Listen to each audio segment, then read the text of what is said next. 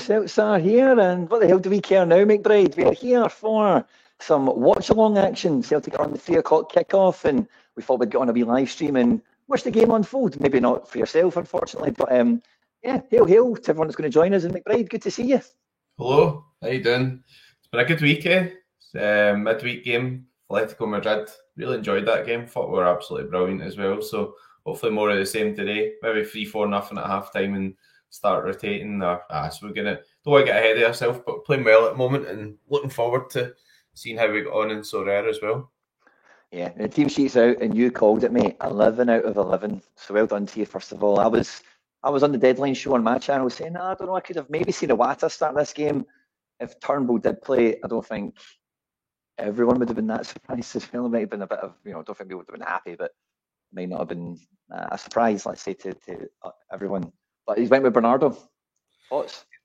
Yeah, I mean, I think because he came on in the game and stuff, and I thought he'd done all right. I think the main issue was, like, obviously Atletico Madrid start the second half when they made changes. They were doing pretty well and we were struggling a wee bit more out of possession. But, I think Bernardo showed a lot, and it'll be interesting to see if it, can he get a run in the team now? Hatate's probably going to be out for at least the next 4 or 5 games, you would have thought. So Bernardo get a chance to kind of stake a claim for the place in the team. I think Hatate ultimately will come back in anyway, but it's good to obviously have good backups, and team looks strong, but the bench is looking a bit I don't know, but we'll see what happens.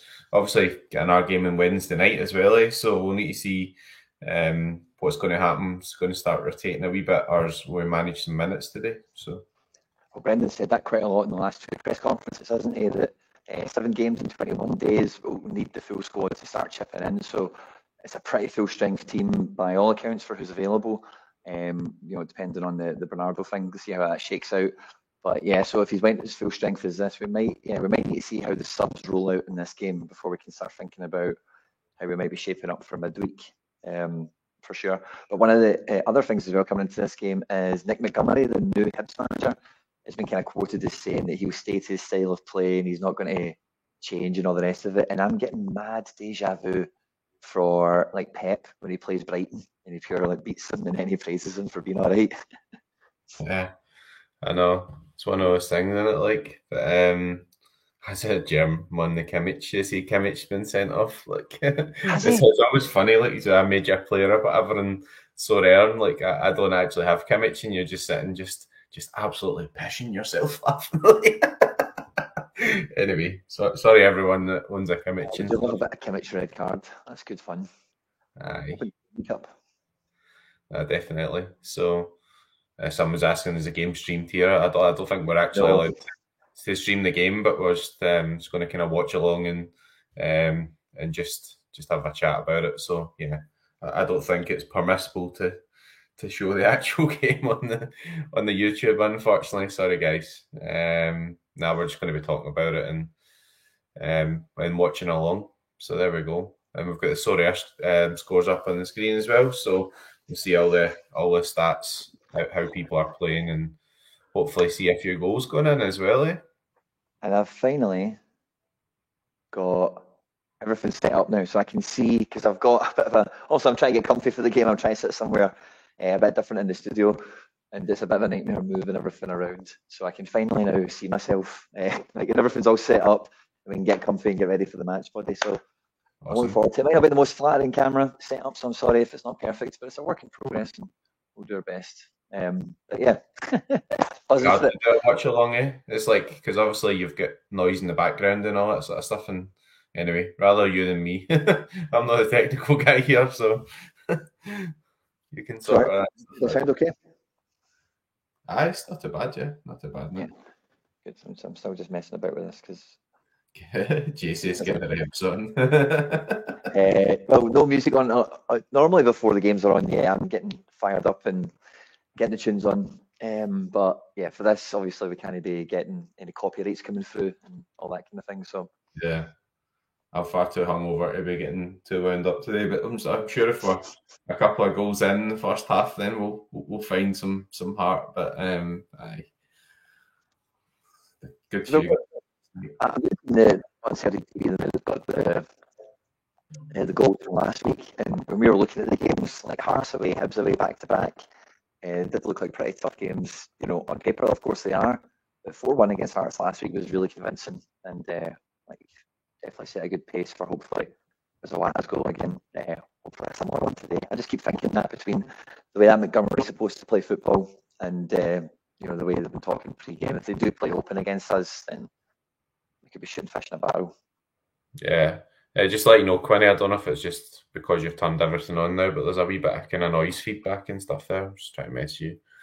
Oh, really? I don't know why I sent you a text and I'm like, why am I texting him? I'm talking to him on the stream. Yeah, I can't see my phone because my phone's a camera. That's right. Aye, that's right. I've sent you a text. It was me. Aye. Jay was saying that as well. The audio was a wee bit choppy. I don't know if it's just because the way you've set it up, but yeah. So I've got, like, as you can see, there's a diff camera at the top up there. So that's got the audio for me, and then we've got a camera here, but there's no audio coming from that. So it's the best I could kind of work out. Because every time I turned something on and off, I couldn't hear you, or I could hear myself like 5 times over. It was just really confusing. So nightmare. this is the best I managed to get it. Yeah. Oh well. That's fine. Yeah, we're gonna roll with the punches. We'll see how it pans out. But yeah, as long as we hear a few goals going in, that's the most important thing, isn't it? That's it. We'll go get some scarves as well, because that's a wee bit of scarfage behind me. Mikey Fu, yes. Everybody needs an O'Reilly masterclass today, I think. Check your phone. That's that belter. Love it. Greg Taylor's the man. That's an absolute beauty. Get a bit of Taylor on the go. Really unsung hero, I think, this season. I think Rodgers is getting a good tune out of him again. That back four there just feels really solid. Looking at the lineup again, it's still, you know, the team's still working in my room myself, but I've got that's my so I see it, my treble winning signed jersey from last season, so I'm going to get that. Going to get that framed and fire it up in the background. Henrik will need to move to another wall by the looks of it. I'm on a bit of a delay for seeing it, but I'll see it when I see it. Oh yeah, nice, very good. So getting the room organised. That's it. McBride, you need to keep me up to speed with the live chat, because I don't have any live chat. That's fine. Nice. So you need to keep me up to speed. People are saying just stream it and just just stream it, just stick it on, just turn the camera around. Is that what we'll do? You know, see where you guys can see the now. See, like I used to have this studio where the camera would be like here, pointing to the tellies, and I used to do watch-alongs, and I would like put the games on. I'd have 3 games on the 3 tellies, and I used to get away with it for a while. You know, and we would just have the games on the background. People would tune in, and you can see it, kind of, you know. Yeah. And then I did the Phil Classical, and I got a proper, like a real copyright strike on the channel. I was like, don't want to do that again. No. So, love to, mate. And I did try my best to try and make something happen. Because I know you're probably thinking there, much like I always used to, you could pull it off. You could figure something out. I tried everything in my power. Even with that camera angle, normally, with the TVs at an angle and stuff, you know, or whatever, there's always a way of finding you. The Hibs pre-match tracky is quite nice. Is that gold? Is that kind of off goldy thing, or is it? I think that's. Oh no, you can't see the game. McBride, you're not watching, of course. Yeah, no, I've not got it on here now as well, because obviously Celtic TV. So that's something that really annoys me about like this 3 o'clock thing and everything as well. Like, see games like this and you're away from home and so like, what would be wrong with just creating some sort of UK channel that people just pay a subscription to? And I know there's like gazillions of different subscriptions, but you know, I'd happily pay something just to be able to watch the likes of these games, you know.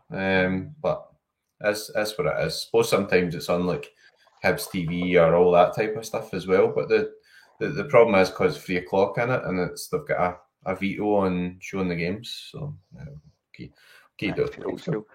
I think in Scotland it's probably more needed than in England, to be honest with you, because like I know Scotland's got a really good attendance per capita as a country, and I do think that maybe like if some people could watch St Mirren at home. They maybe would, you know, and that's obviously the whole point of that blackout thing. So I think, you know, for us, I kind of get it a tiny bit more, but it comes to like we can't watch Real Madrid versus Barcelona. That's just ridiculous. Like no one's not going to go and watch Celtic today because of El Clasico. Like if you've got a ticket for the game or you're a Celtic fan, you're not changing your plans for El Clasico at 3 o'clock, you know.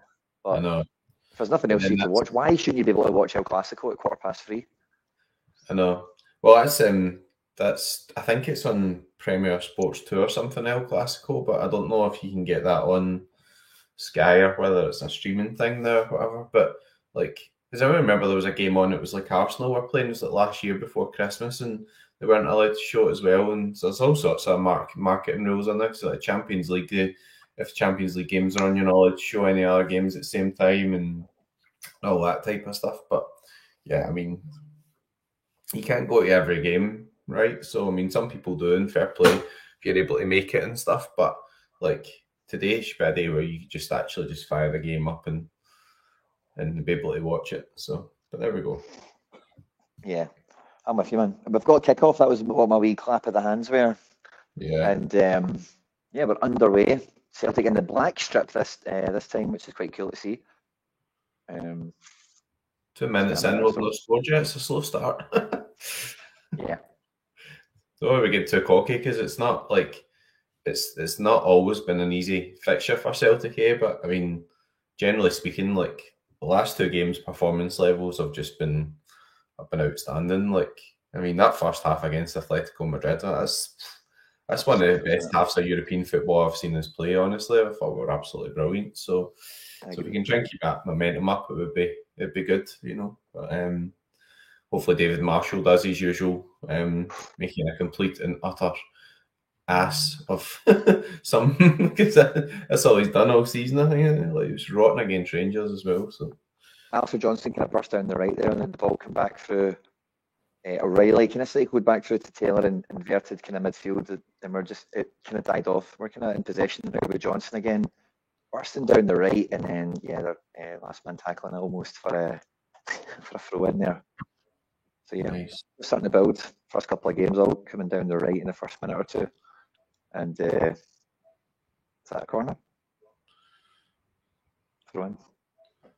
It'd be kind of interesting to see how Bernardo does as well. I mean, he's an interesting player. Like, I think the only problem is maybe get away with it a wee bit in domestic games, but me and you were talking about it, like in terms of the press and stuff, and like, you know, Atletico were kind of getting down the left-hand side pretty easily, getting by the midfield, you know, so maybe just missing a wee bit of like energy in the midfield, you know, with the press. But I mean, let's not get too downbeat about that performance. Like it was good, and you know, we could have won as well, you know. So it was a great one for sure. Wherever you are watching the watch along with us, by the way, we're on Facebook and YouTube. Please do subscribe to the channel, and if you're enjoying the watch along as we go through kind of highlights, you know, anything major that happens, I'll kind of talk through it and bring it on when it happens. Then please do hit the like button, and yeah, let us know what you think. McBride will be on the chat. McBride's on chat duty. Any score predictions or any hot takes for the game today, let us know. Bernardo is one that is definitely audition time for him. You know, he's not had that many minutes, but he's coming in from the start, and you know, this is his time to show us what he can do. He's actually in the bit of the forward press position just now there, alongside the front three, kind of similar to what we see Hatate do, but Hibs kind of break down the left, and then it goes away to nothing.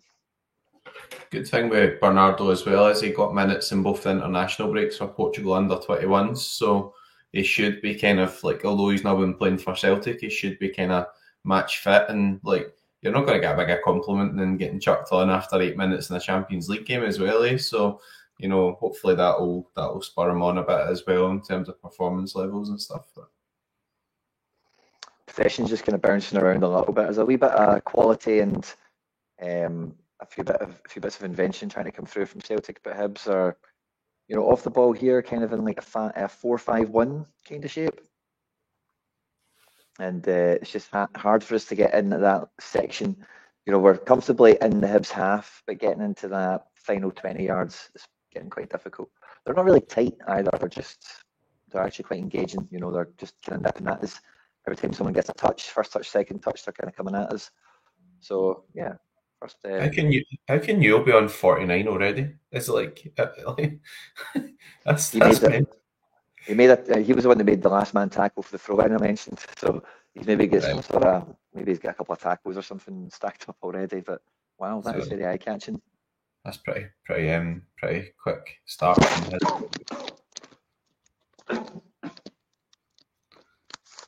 Try not to choke yourself, Quinny. That would be a good start, wouldn't it? I didn't know, like, normally if I'm at the desk, I can just mute myself, but I've also not got that possibility. So sorry about that, guys.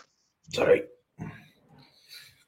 And yeah, we've got a free kick here. There's a few, like, yeah, once we get to pass 3 and 4, it's just, yeah, there's a few Hibs players coming to presses. Keel goes on Marshall there, and Marshall shanks out for a throw.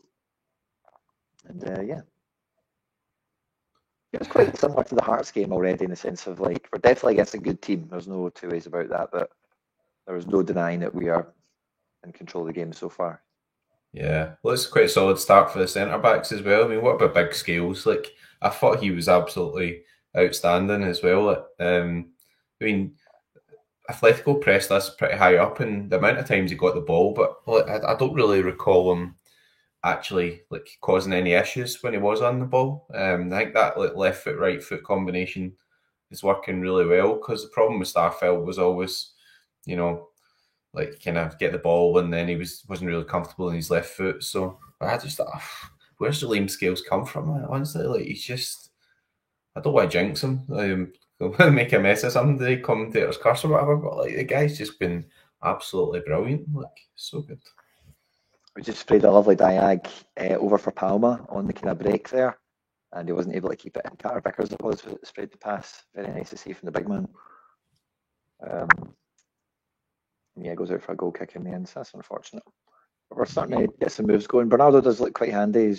McGregor's actually now up in the forward press, along with Bernardo.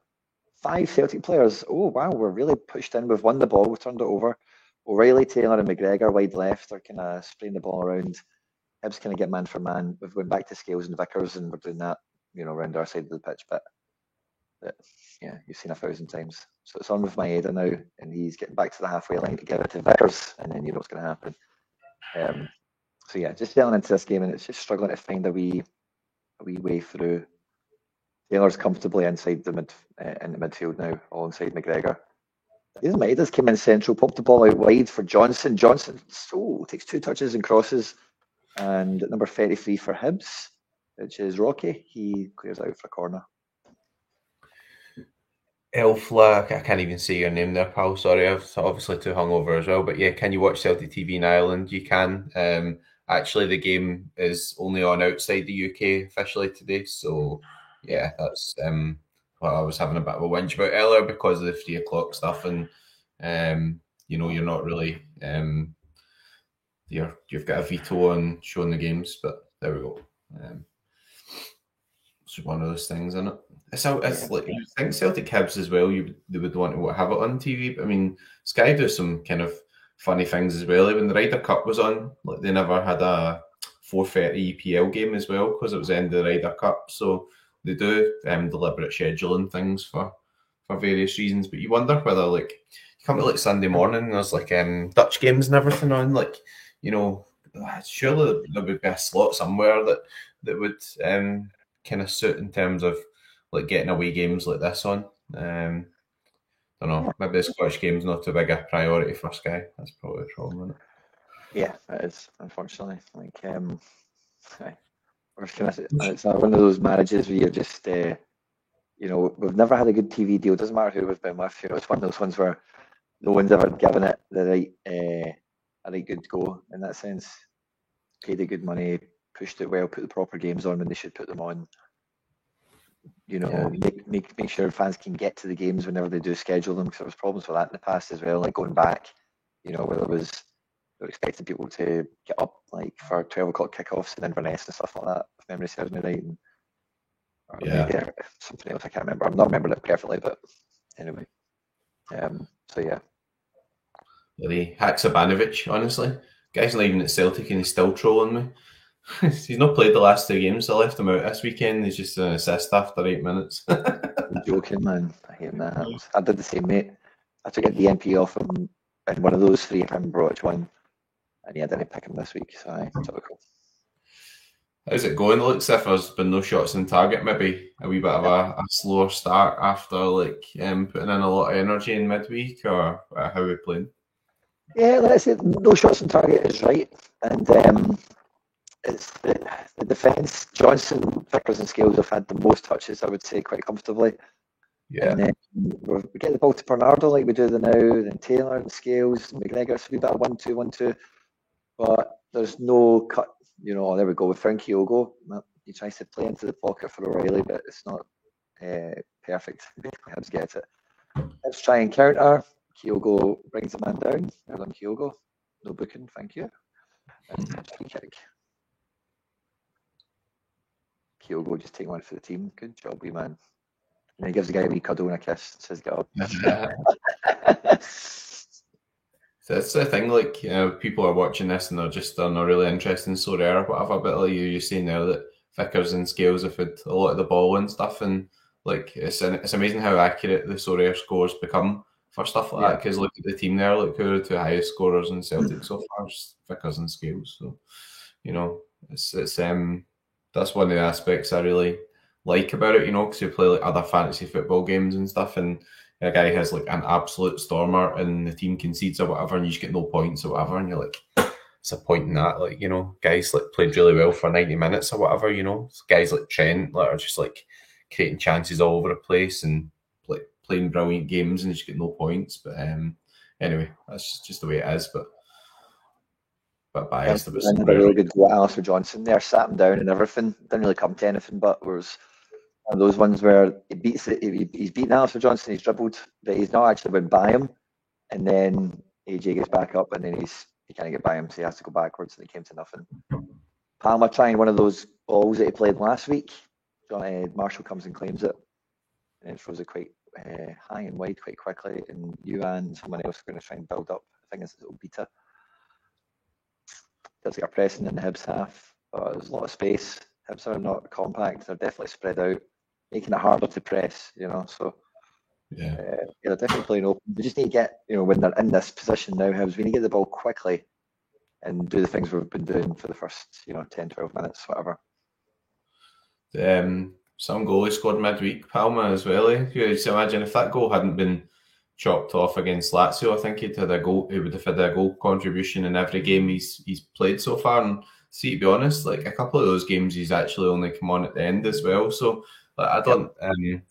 He's got a certain style of play and stuff, as you say. Like he's not really a guy that's going to like beat a man and all that type of stuff. But he's obviously got a bit of quality on the ball, and he's shooting it's been pretty impressive. He's just hit the ground running, really, hasn't he? In terms of like actually delivering goals or assists. So yeah, I think it's one of those ones where like he's just not a winger. Like that's just kind of what it comes down to. It's like he doesn't seem to be a winger, in the traditional sense. Now, he did actually look quite quick against Atletico Madrid. Maybe it was just me seeing him in person for the first time.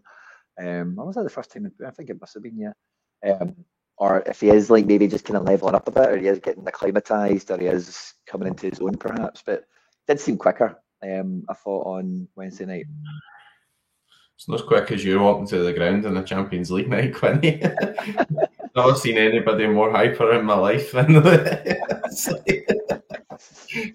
I've just seen you walking past that Chris Hoy Arena, and it was like, where's Stish? And he was about 100 yards behind you or something. We couldn't keep up with you. Hilarious, man. We took like 3 sessions of jogging because we were also running behind. And I'm not the fittest person in the world. You know me, McBride, I smoke like a chimney. But I can. Don't know what's happened, but I'm not sure I can hear you anymore unless you're not talking. No, I'm not talking at the moment. Oh, you're not talking. Hang on, I just tripped because I can see you on a screen and it's delayed. Sorry. All right. But by the time we got to the first like jogging interval, Stish was wrote off. He's like, "Oh, my knees and all my shoes and all my jacket." Such a fearless. I think you enjoyed the game though. Oh, I had a great time at the game, man. But I was just buzzing. Like I love that stuff, man. Champions League nights, big team coming to town. We've got the ability to do something, and then we actually did do something. I know it's a draw, and it's not like going to go down with the famous wins we've had, but it's the first time we've been that Celtic in a long time, isn't it? Yeah. I mean, people will still look at it and they'll say, oh, yeah, played well against Lazio and still made a mess of it. The Feyenoord thing where we played well for 45 and conceded a goal. And I get all of that, but like, you're seeing a progression with the team now. Like these two last performances have shown that the team's moving in the right direction. So people talk about like, can we become an established Champions League team? Well, if you want to become an established Champions League team, you've got to put in performances like that against Atletico Madrid. And before the game, you were kind of fearing it a wee bit, and also you're thinking, oh, so we're going to have to go to Spain and all that type of stuff. But you show that kind of bravery on the ball and everything over there. And I'm not saying you're going to get a result in Spain, but like it's not quite the same as where you are kind of fearing, like, you know, remember that game you get beat like 7-0 by PSG at home and all that type of stuff. Like, you know, touch wood that we're not that's not going to happen. But aye, it's a wee bit disappointing to lose Hatate at this point because he started the season a wee bit slower and then he seemed to be coming on to a game. So yeah, Scott Graham's saying we look a wee bit leggy in this game. See, to be honest, being at the game on Wednesday night, that doesn't really actually surprise me because we put in some amount of effort to that game on Wednesday night as well. So I think we're maybe one of those probably going to be expecting fresh legs second half here and maybe some different starters on Wednesday night. What do you think about that, Quinny? Yeah, I could definitely see it happening. I was a Hibs player down, just thought I was play for it. You'll think it? Yeah. Not too sure what's happened there. He's maybe just done something off the ball or just thought to play for it. Physio's on. Let's see what happens. This will be added on to the added minutes at the end of the half. But I'm not too sure if I'm sure the game on Wednesday night has a fatigue element coming into this game for us, but like Hibs have just expanded, you know, like Hibs when they got on the ball, moving out into space, and it's making it harder for it. So that's maybe why we look like it's because they're really like forcing us into covering extra miles than what we would normally do anyway. You know, even against Atleti or against, you know, Rangers or whoever you think is like the better teams. Like not, you know, the Hibs are doing pretty good at moving their shape around the pitch. Yeah, that's it. I mean, like traditionally, Hibs away's not the easiest of games for Celtic as well. You know, we made Hearts look like pretty easy game, but you know that's usually quite a tough fixture as well. And Celtic have had a lot of tough away games so far. Like what I'm really looking forward to is when we settle down, we're getting into that run after the international break where we've got like some what I would regard as the better fixtures, you know. So we can get to that stage and we're still 7 points clear, then we're in unbelievable shape. But you know, need to get this one nailed down today first, don't we? So yeah, big time. So yeah, the ball's back running and we're up and going. Doesn't seem to be any subs made as of yet. I think the guy must be fine, or not too sure what happened there. I've not got the commentary on because I don't want it to come through and YouTube gives us all in trouble, you know. So yeah, Alistair Johnston tries to play a big ball over the top for Dyson. He's got two men chasing him down, but he just walks the ball out for a goal kick. They're probably going to try and take it quite quickly, but it's nice to see as well. That's one of the things about Brendan this time around. I don't know, it's maybe just how well you remember things, but there seems to be a lot of variety in terms of the different ways we can try and score. Like sometimes we do go direct, sometimes it scales. We've seen Johnson doing it there, but we don't mind a ball down the channel from defence. Yeah. Riley plays it into. Was that Bernardo? Yeah. Riley played it into Bernardo. Yeah, Bernardo takes a shot edge of the box and it fires wide. Nice touch and turn. Don't know if Marshall gets a touch on that, but just watching a bit of commentary here, so I'm like marginally ahead of you, but I think Johnson might have picked up an injury. I don't know if he's going off or not. Like, let you do the commentary on it when it comes to it. I keep forgetting I'm like slightly ahead of you. So, do you be spoiling yourself? That's why when I'm watching the game and I know I've got a stream that's going to be a bit behind the phones and whatever, I just cut myself off from everything. It's also a bit easier today because the phone's over there looking at me. Yeah. But I can't do it to myself. I love this time on a Saturday, man. Like my phone just goes absolutely berserk because of 3 o'clocks and stuff like that. Oh no, Johnson's taking the ball get kicked off his face. Oh right, okay. So more a kind of concussion type thing. No, I don't think it's that bad. Maybe a broken nose is like the worst thing, but it's just like the ball get. So Dyson plays a cross in, Johnson brings it down, and then Rocky just goes to clear it. He just clears it and it smashes off of his face from like point blank range. Like maybe a broken nose. That was a concussion. I think well, let's say struggled, but like obviously it was a pretty good hard game midweek and everything as well. But I don't think he's in sort of vintage form at the moment, Johnson. But there we go. I mean, like even the second half, like we're kind of asking him and Taylor to get forward and everything as well, which probably not his best attributes. You know, he's quite a solid guy, quite tough to get past, and you know all that type of stuff. But I think he's been a really good signing overall. So you know, really good addition, and actually nice bit of recruitment, bring him in, and then Juranovic going later. You know, rather than this kind of normal scenario where somebody leaves and you're scrambling around to try and get the replacement in. So yeah, and I'm feeling that. I think he looks a lot more attacking when he first came in, but yeah, definitely now it does feel like when he's in the final third, he's not really. He's also missed a lot of shots recently, so I don't know if it's maybe a bit that's confidence thing. Yeah, it's maybe the front of everyone's mind about this. He's still down receiving treatment. Must have been some shot to the face, man. It's just that Rocky's just like went to punt it like as hard as he can, and it just went straight up and dinged him. But it might have been like here and like broke his nose or something, but it was like one of them. I don't think he's come off. I think he's stayed on as far as I can see. So fingers crossed. He's back up on his upright. Barca beating Real Madrid, or was goal anyway. Ferran Torres. Tell you what, man, that Bayern Munich game has been 3 sending offs. Bayern have had Kimmich sent off, and the away team have had 2 red cards. So they played 10 against 9 in that game. Wow, crazy, huh? Yeah, and what's who's Barca? Barca. Gundogan. Oh, nice. Gundogan scores. So he needs to come off the pitch now because he's been attended to. Yeah. I don't think we've made a sub. Well, unless it's just not come through. But Rizzo, Saka, guys, getting ready. Hello, mate. See what happens. So my pronunciations are not on point today. Too many Guinnesses last night. Sure. Did you watch Tottenham last night? I didn't see it actually. I seen a wee bit at the start of the game, and then I was going to a Halloween party. So of course you did. I seen your Twitter. I didn't really see the game, but I've picked Maddison, and I think he's had his worst score for ages. So there we go. Is Johnson coming off? Seems to still be on. Rouse is still getting warmed up, but you can see that there. I don't know.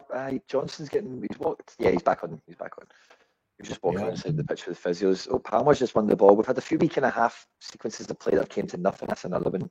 Palmer's just had his pocket picked in horrible fashion there. And Hibs are now counter-attacking down the right. Scales versus the man. Guess who won? Scales. Who was against? Number 10, Boyle, the Hibs corner. It's nice to see big CCV back, and hopefully he's had a few problems, because he had that knee thing, and then he had the injury and stuff, and I really hope that he stays fit. I think Celtic are making a sub now. I think Ralston's on. Yeah. Maybe it must be worried about concussion. It wasn't a proper ding, I think that's the same thing. I think that's the sensible thing to do, really, to be honest, isn't it?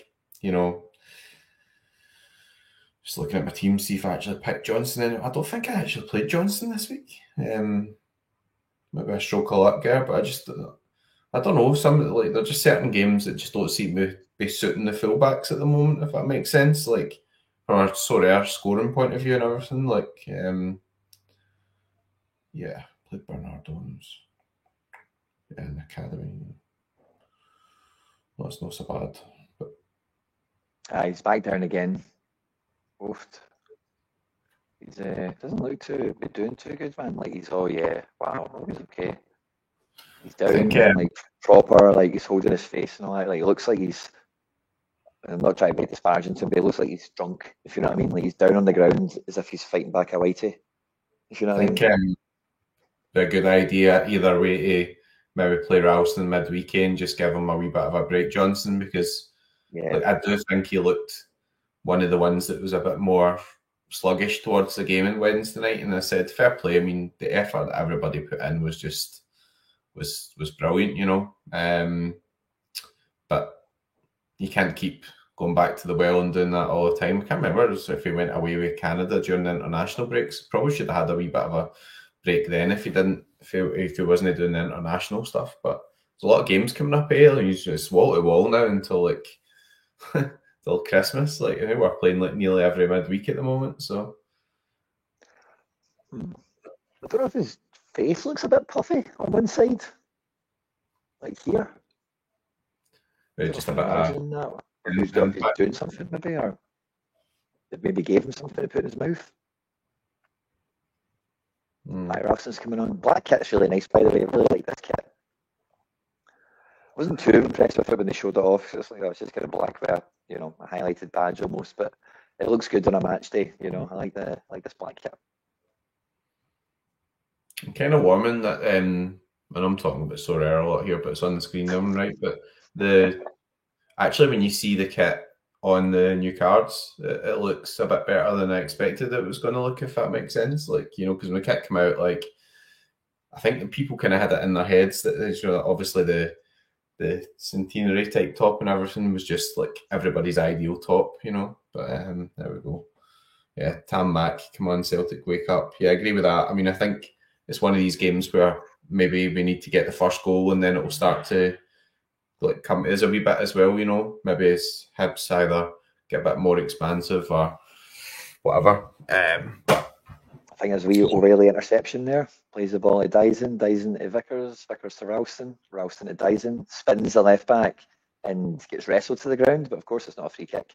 And they're going to counter attack. And behind Ralston, Vickers sweepers. And Hibs are keeping it going. One touch passing down this left hand side.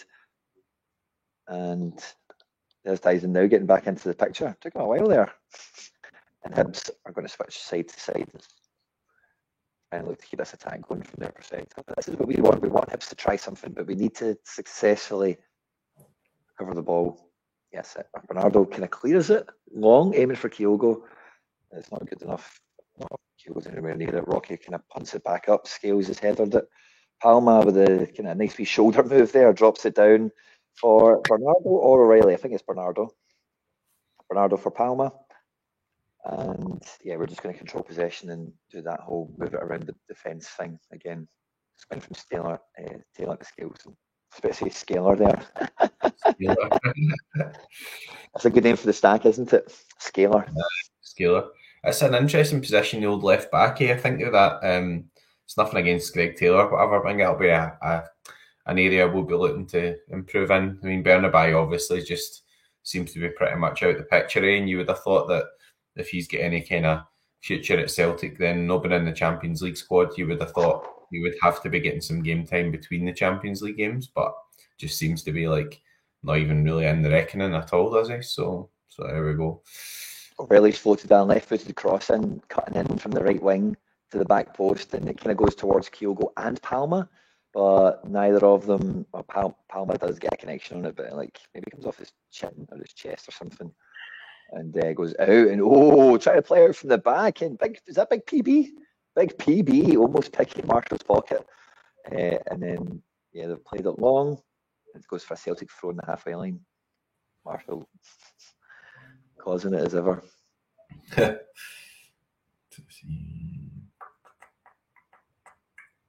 yeah, I was hoping to get a couple of goals in this game, but we need a goal in the first half. I think it's normally the way to a good high scoring game. We know second half is where the game's always won, particularly for these types of games. But a first half goal is just kind of part of the diet, isn't it? Yeah. Let's see. Hopefully it's for Celtic anyway. I don't think, don't want to be in a position where you want to come back from behind us, and obviously, our perspective as well. We want to see that clean sheet. I mean, that was what was so annoying about the game against Hearts as well. Just been that stupid goal that we gave away in that game, you know. But yeah, that's what it is. But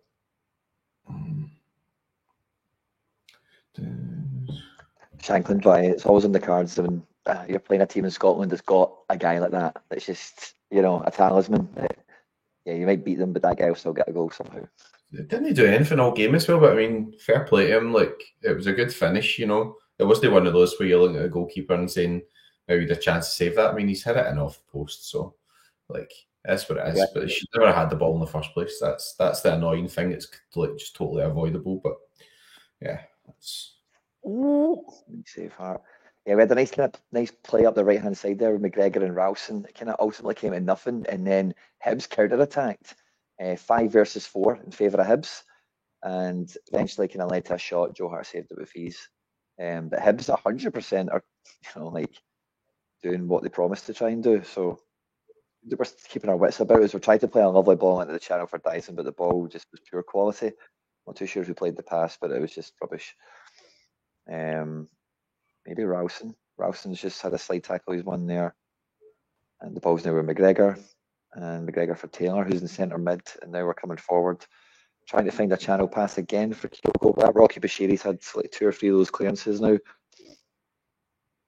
and yeah, maybe we're trying that. Let's keep going, because you've seen it live on Wednesday night. How many of these runs does Kyogo make in a match, and nobody's even clocking onto it? I tell you what, see, if you were watching that game and you seen guys like Furuhashi or whatever, you would have thought that Celtic were the team for the high level league. I mean, Furuhashi's movement is unbelievable. The ball gets played in midfield and he's off. And see, if you had somebody who could deliver that past him, I mean, he would have been in behind about 4 or 5 times probably in the first half alone.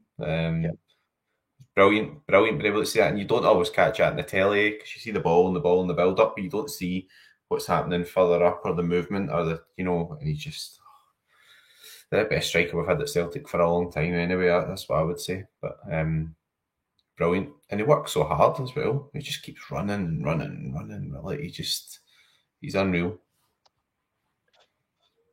Nice bit of play there. Scales playing it wide left for Palma, and then Palma's like skipped inside, can buy 2 people.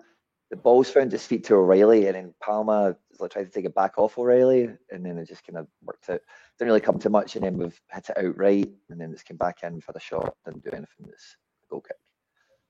So half opportunities are almost being made. Does that make sense? That's kind of where we're at. Yeah. Good seeing Carter Vickers reigning high on the score in there. 47 he's on, approaching the 34th, 35th minute.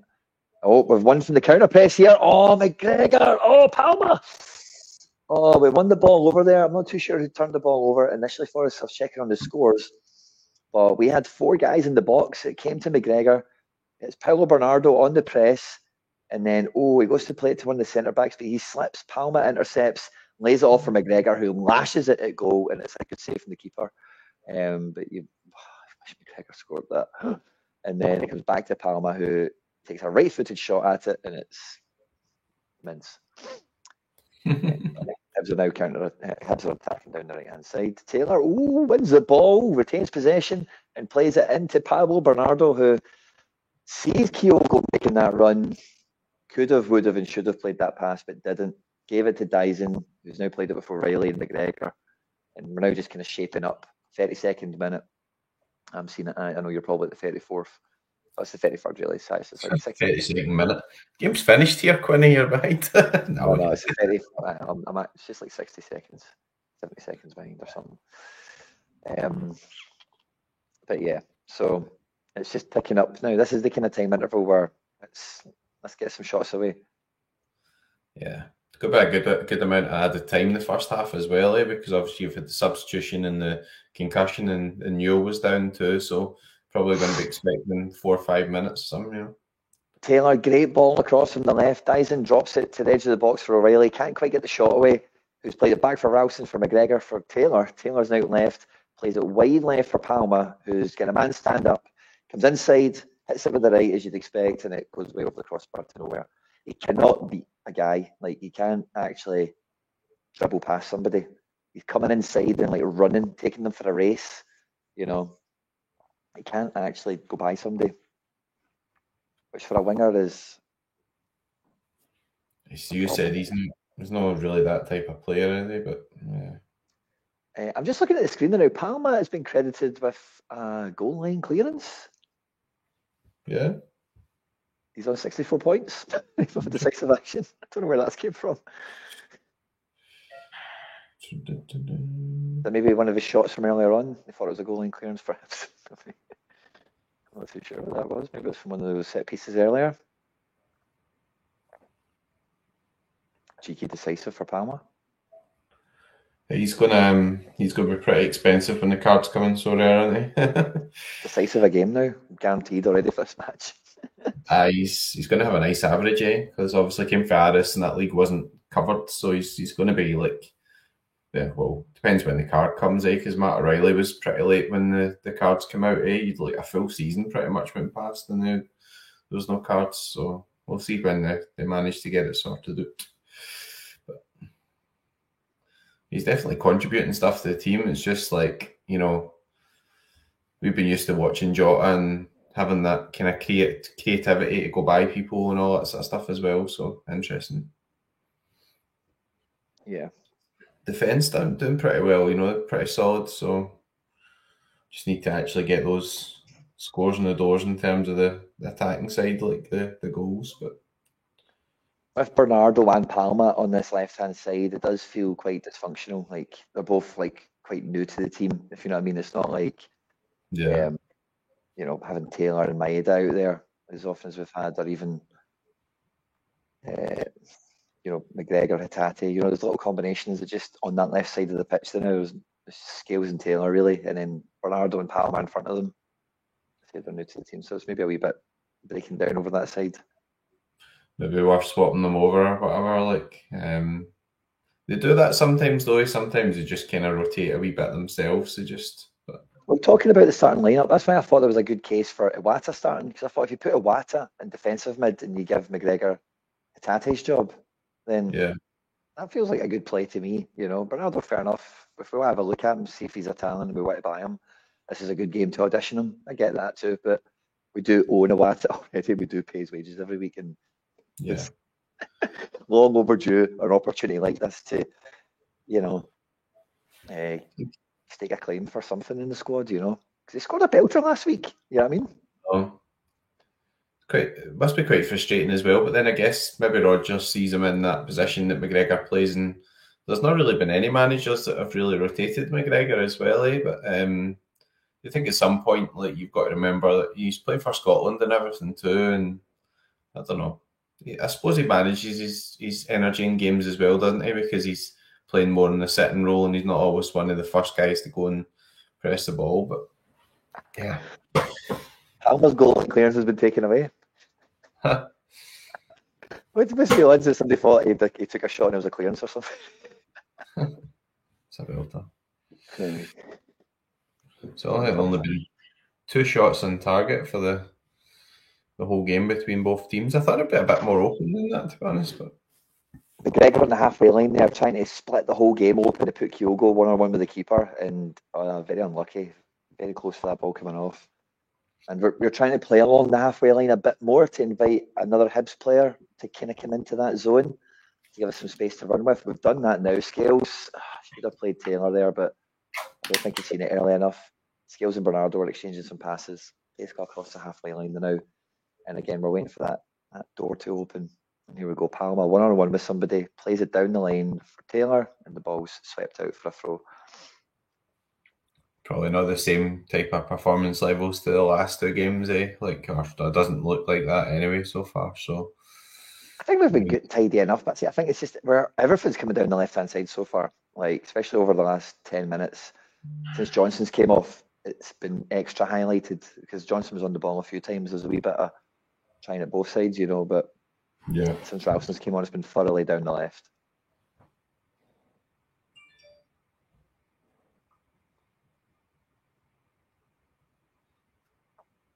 Hibs will probably be quite happy. Well, I suppose Hibs are probably quite buzzing at this right now. Celtic have not really, would you say it was 2 shots on target or 2 shots in for the game so far? I think Hibs would have taken that at the beginning of the game, but They're really happy to play the ball to Marshall, man, into feet. Marshall's scooping it out wide, man. Fair play, David Marshall. And yeah, Hibs are attacking down the left-hand side here. They've got into the final third quite quickly, much quicker than we have at times in the match. And they've now been kind of faced up, but they're on the left wing. One-on-one with Ralston, and Bricky delivers, and then he scoops the ball wide and high. Oh, and Kyogo gets a chest on it and is brought down. Of course, it's not a foul, and Hibs will just keep possession and cycle about the back. Kyogo, but is on his feet and he is motoring across the pitch, pressing them all. Love it, wee man, love it. And has he gave a foul against Kyogo? Yeah, I think he has. what a shoot of a ref. Has he? Yeah. He's gave a foul against Kyogo. So let's see. Kyogo gets his shirt, arm, like this piece of his shirt, pulled and gets decked. And then nothing happens. And he gets up and he motors through, pressing two guys. I don't think he even done anything, but the Hibs player played it in the midfield. Kyogo's press didn't win possession. And then the ref called it back to give Kyogo into trouble and book him. Or I don't think he booked him, sorry. But, caution him. So... feels like our Japanese lads get a really raw time off the refs here. Like Maeda never gets a foul against him, and he gets fouled all the time. He's some guy, isn't he? Duracell bunny. He just gets on me at now, but I think he's done the complaining. It's like I can't believe how wild the decisions are now. He's been here long enough. Here we go back with Taylor. Oh, that was the right ball. He was trying to find O'Reilly. And a Hibs player just got a toe on it, and it just unravelled it all, basically. Very close to opening the door. Getting a wee shot away. But yeah, getting closer and closer to half-time. How many minutes added on will be interested, for sure. Will be interesting to see, rather, I should say.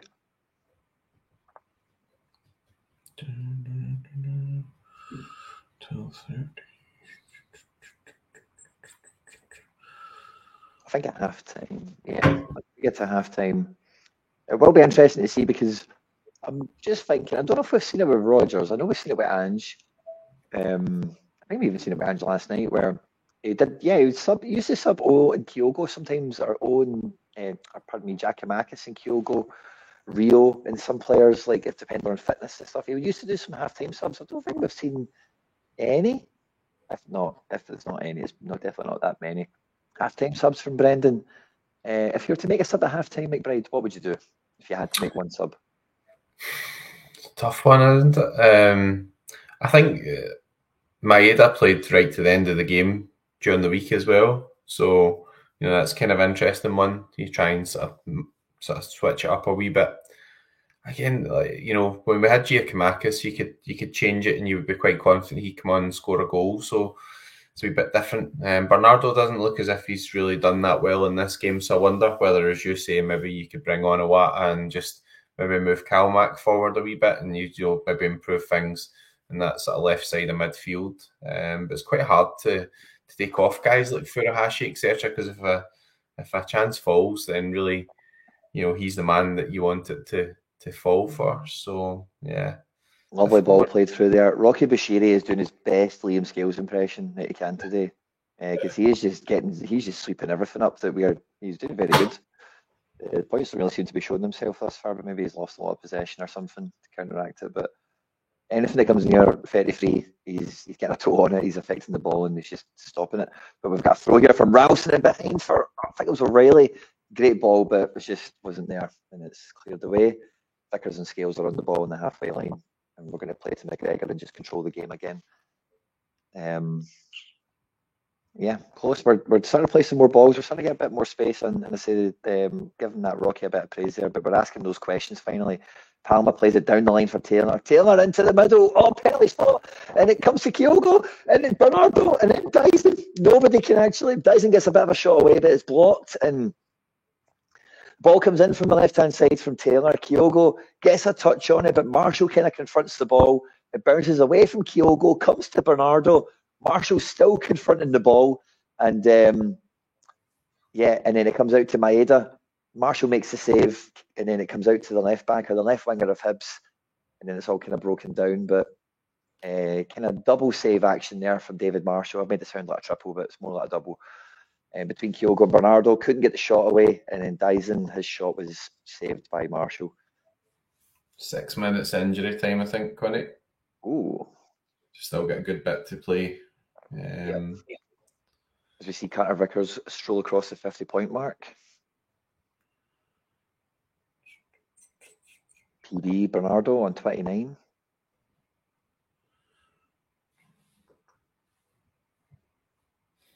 Like shooting pretty good. We need some decisives, we need some goals. Marshall's playing out of his skin today. Nice passing and bloody point blank shots. Bernardo was worried that the goalkeeper was going to say fouled him. I'm just going to pick it rather than shoot. The stats, it looks as if maybe we probably do deserve to be ahead, but not the best performance that we've seen recently anyway, but still a long way to go, you know. Joe Hart's had one easy save to make from memory, but yeah, Hibs have just been a really good opponent. You know, it's just been, you know, it's really hard to get into the final third, and as soon as you give them the ball, they're trying to attack you. You know, they're not trying to be conservative, cautious, anything. They've got a plan of how to get forward, and they're making it happen every time. Paulo Bernardo with another foul. Doesn't look too happy.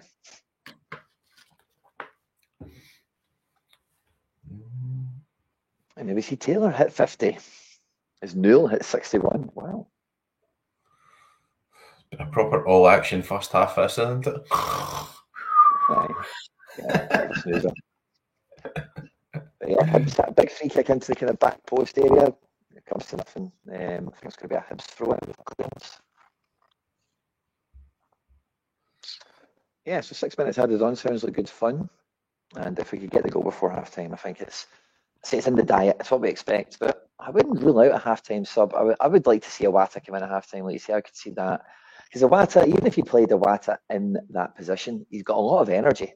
You know what I mean? Yeah. And that's what you want, is a guy who's going to cover ground. So even if you just put him into that spot, I think he would do a very good job potentially. So you don't know until you try it. And I think the thing like going forward is Iwata's 40, but you never know. But I suppose it would just release Calmac a wee bit. But see, even if he's in that forward, like defensive position, you know, where his job is to be like an attacking defensive player, where you know he's trying to win the ball basically in the final third in that attacking pressing role, then you can kind of get away with it a little bit, you know, because you've seen the strike he hit against Hearts. Like, as long as he doesn't do anything stupid, he's technically, you know, he can shoot, he can pass, okay.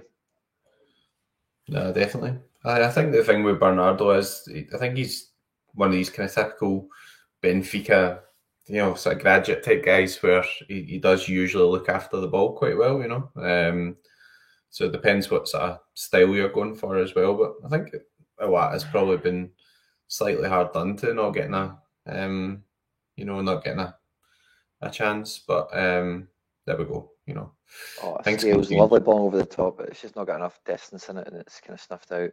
But yeah, that was my big complaint of Bernardo on Wednesdays. I do even think in this match, I don't think he can pass forward. I don't think he's got that in him. I don't think even in the final third, he doesn't pass forward. I'm just waiting to see the next time he gets the ball. Yeah, he's bought a foul for his big PB off a Diego there, so nice position for a free kick, especially for Palma. What will we do? Will we put the big men up, or will Palma try and whip it? It's not really a shooting situation, I don't think, but you never know what guys like Palma think. Sometimes these set piece like specialists, as it were, you know, sometimes they fancy it from anywhere. So it's Palma and O'Reilly over it. I'd rather see O'Reilly hit this with a left foot, because it's on the left wing, so you know you want it to deliver in the way for a header, whereas if Palma hits it, it's different. So yeah, O'Reilly is going to take it. O'Reilly scoops it in. It's the wall.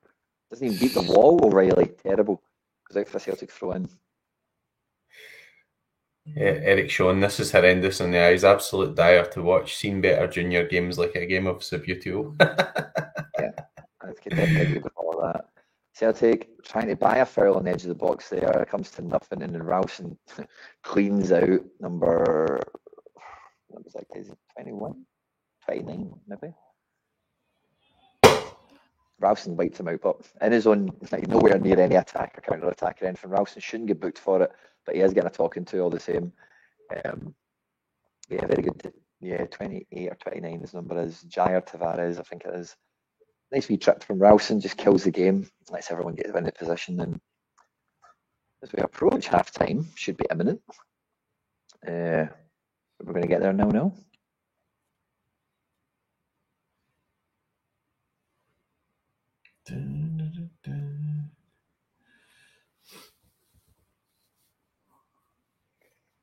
We're going to try and get going quickly before we're going to try and get every kick out of this half that we can. Playing out from the back, we're in our own 18-yard box with Scales and Vickers, and now Ralston in possession, trying to build out from the back, right deep. Vickers tries to scoop it to the halfway line. Rocky heads it, but it's only as far as O'Reilly, who brings it down, scoops it a big one out to the left for Palma, but the right back heads it to Taylor. Taylor cannot really get a hold of it, and then that Jair Tavares puts Taylor down. Scales sweeps in, but first time left-footed ball over the top for Bernardo, and 50-50, he's kind of got the better of his man, but then the centre-back comes into the picture and hits the ball out for a throw-in. Taylor throws it in for Bernardo. It's a 3v3 out in the left, but he finds McGregor for the fourth man, kind of just out of picture. Into O'Reilly, into Palma, and then he can't get by a man. He's on the edge of the box. Can he even take it with him and go by, shift? I need to see a replay to see actually what happened, but, you know, yeah, he can't dribble by somebody. He takes one touch, he controls it, and then he goes to take a second touch to, like, beat him. But he basically, like, you know, the only thing I can say is a swear word, but he makes a mess of it. He can't dribble by somebody. He's not capable of doing it. He's not confident in doing it. I've not seen him doing it. And yeah, that's ultimately, I think, what happened there, unfortunately.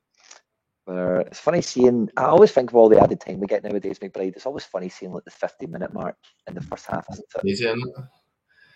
I can kind of understand it as well, but it's when you've got a lot of games ongoing, obviously they're playing more minutes now as well. So, you know, going forward, the squad's going to be important. Like, you know, we've made a lot of signings, but there does look like there's quite a few guys in there who are more medium-term project type guys, you know. So let's see. But I think there's definitely room, and obviously from a financial point of view, the money's definitely there as well. And hopefully when we're approaching January and we're moving forward, we can add a bit of quality in there as well. It's always hard to get really good players in January, I guess, because, you know, getting guys to be able to move mid-season and all that type of stuff. But you want to really be in a position where people are bedded in for the next season, I think, as well, you know. So overall, pretty quiet first half. That's the only problem, you know. It's not really that eventful. And just like Matt O'Reilly, like, he doesn't look as if his stats are as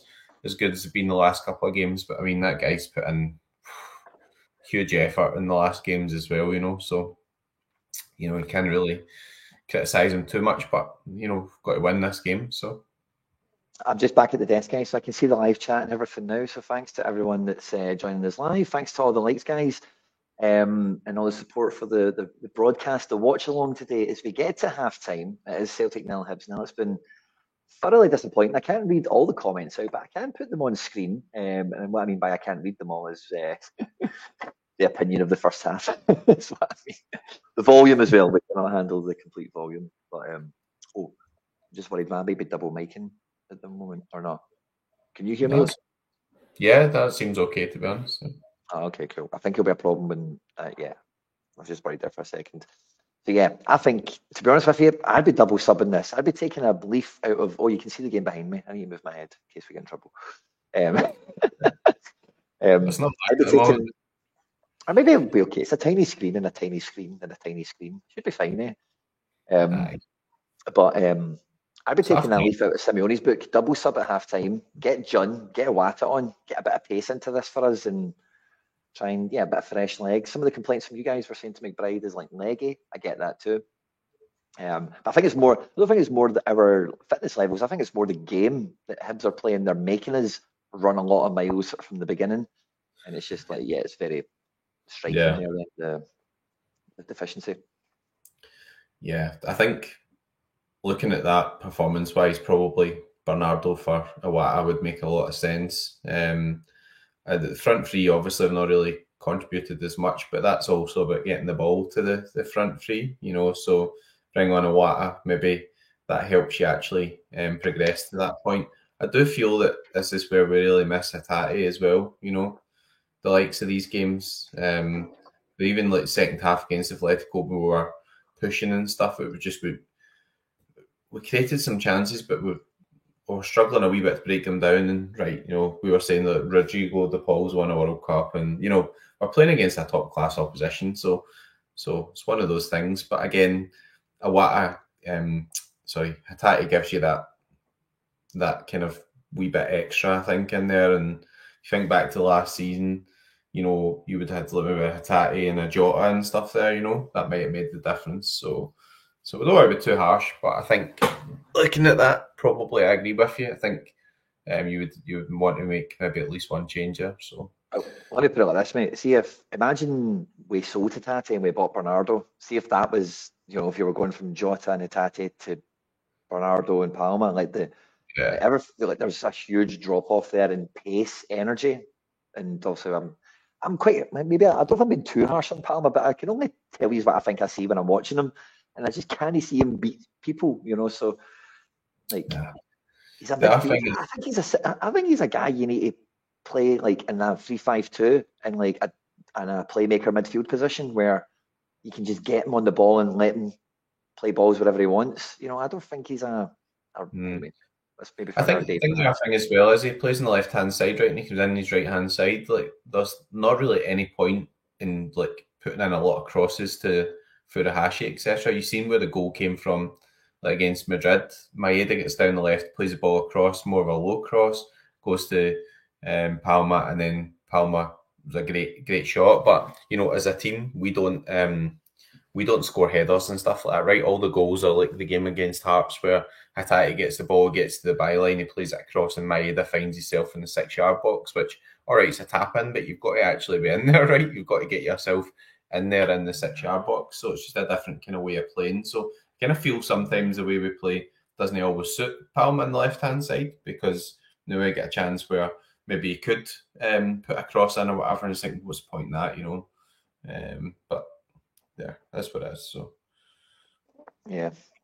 So thoroughly disappointing in the first half. Can we have a wee look at the statistics? Let's see what the stats say for the first half. So 65% possession for the Hoops, 7 shots, only 2 on target, passing accuracy of 86% with 424 touches, a couple of fouls, a couple of corners, and yeah, not much to write about besides. High scorers in the match so far for positive actions is Taylor, then Vickers and Scales, alongside Newell of Hibs. Right, Quinny, I'm going to raise the excitement levels and go and make myself a cup of tea, right? You fire through the stats. I'll go Tonto and have 2 sweeteners. Type in soccer streams on Google. No, I don't need to, I'm okay. The only stat you need, 0 goals. And I think, that is pretty much where we're at the moment, isn't it? It's just a wee flavour of how the games went. We've got the possession, we're playing the game for the most part like you would expect. But maybe the shots is, we've not had enough shots. It was one of the things that I actually thought we did great in the Atletico Madrid game, was we got lots of shots away. We got into the box plenty of times as well. And, we made lots of opportunities. And that was a complaint that we had earlier in the season that definitely started to become rectified. So today, it's not really been there the same. So that's TBC. I would like to see a halftime sub, but it's not really been on the cards. Guys in the live chat, let me know. Do you think we will see a halftime sub? Let me know if you're on Facebook or YouTube. And I think we're 0-0 at halftime. The guys played a big game on Wednesday. I think it seems sensible to make a halftime sub, but we'll see what happens. Marshall's had a relatively easy first half. Yeah, I would go along with that, Jay. He's had an easy enough first half, yeah, for sure. But he's looked good also, Marshall. He's not, and I say he's looked good in the sense that he's been made to do stuff. I'm not saying he's like a formidable opponent. And yeah, that's kind of what I'm hoping for. And Flash D, you're the same as me. I would bring 2 changes on. Yeah, I would get John for Palma, Iwata for Bernardo, and yeah, freshen it up. Get on the front foot, go up a gear, and take the game to them. I'm with you, mate. That's what I would go for too. I'd like to see John come in. Somebody mentioned Forrest in the chat earlier. And, I like Forrest a lot. I don't get the hate for him. I think it's just the fact that he's like not a new toy. Is that it? Really? I don't know why people are so against Forrest. I know he's not a world class player. He's still pretty damn good, and he's like one of us, and he's been there forever, and he'll be there forever. It feels like so. I don't get the. It's not hatred, the disdain for Forrest. I don't know he's not the best player in the world, but the boy bleeds green and white. There's no denying that, and he's had some big moments and a lot of good time for us, you know. No change yet. Just need to turn up the tempo, Kyle. Okay, fair enough. Just turn up the tempo. Fair. Okay.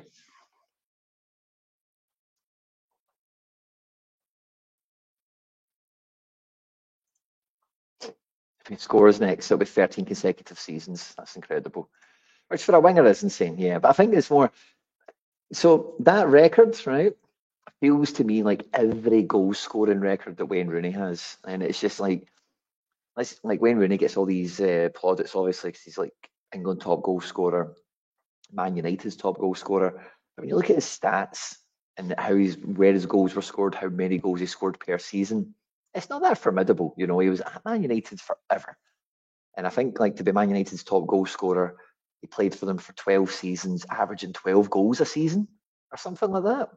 If you know what I mean. So if you're a good professional footballer and you were to play for Man United for 12 seasons, could you score 12 goals a year? Be their top goal scorer of all time? I think you maybe could, you know. Not you, but you know what I mean, just the theory. So that statistic, I agree, it's impressive for Forrest if he scored again, 13 seasons. But if you played for Celtic for 13 seasons, you know, like you've got a chance to score, you know, in that one. So it's kind of like it's a nice stat, but it's more of a symbol of longevity more than something else. But yeah, 13 seasons is mad. And then Magic Mike, Magic Mikey, JC, that's a bold shout for sure. And David67, hail, thanks for dropping a comment here. Wata for PB, push McGregor up, and Yang for Maeda. Interesting. So keep on Palmer. Fair enough. He's not got as many minutes in his legs as Dyson. I can go on with that. So yeah, fair play. It could be good. A lot of pace in that, but the thing I worry about when you take Dyson off and Kyogo is they're clearly like the best players in the team in terms of quality attackers. And I just worry when you take them off, you can't put them back on.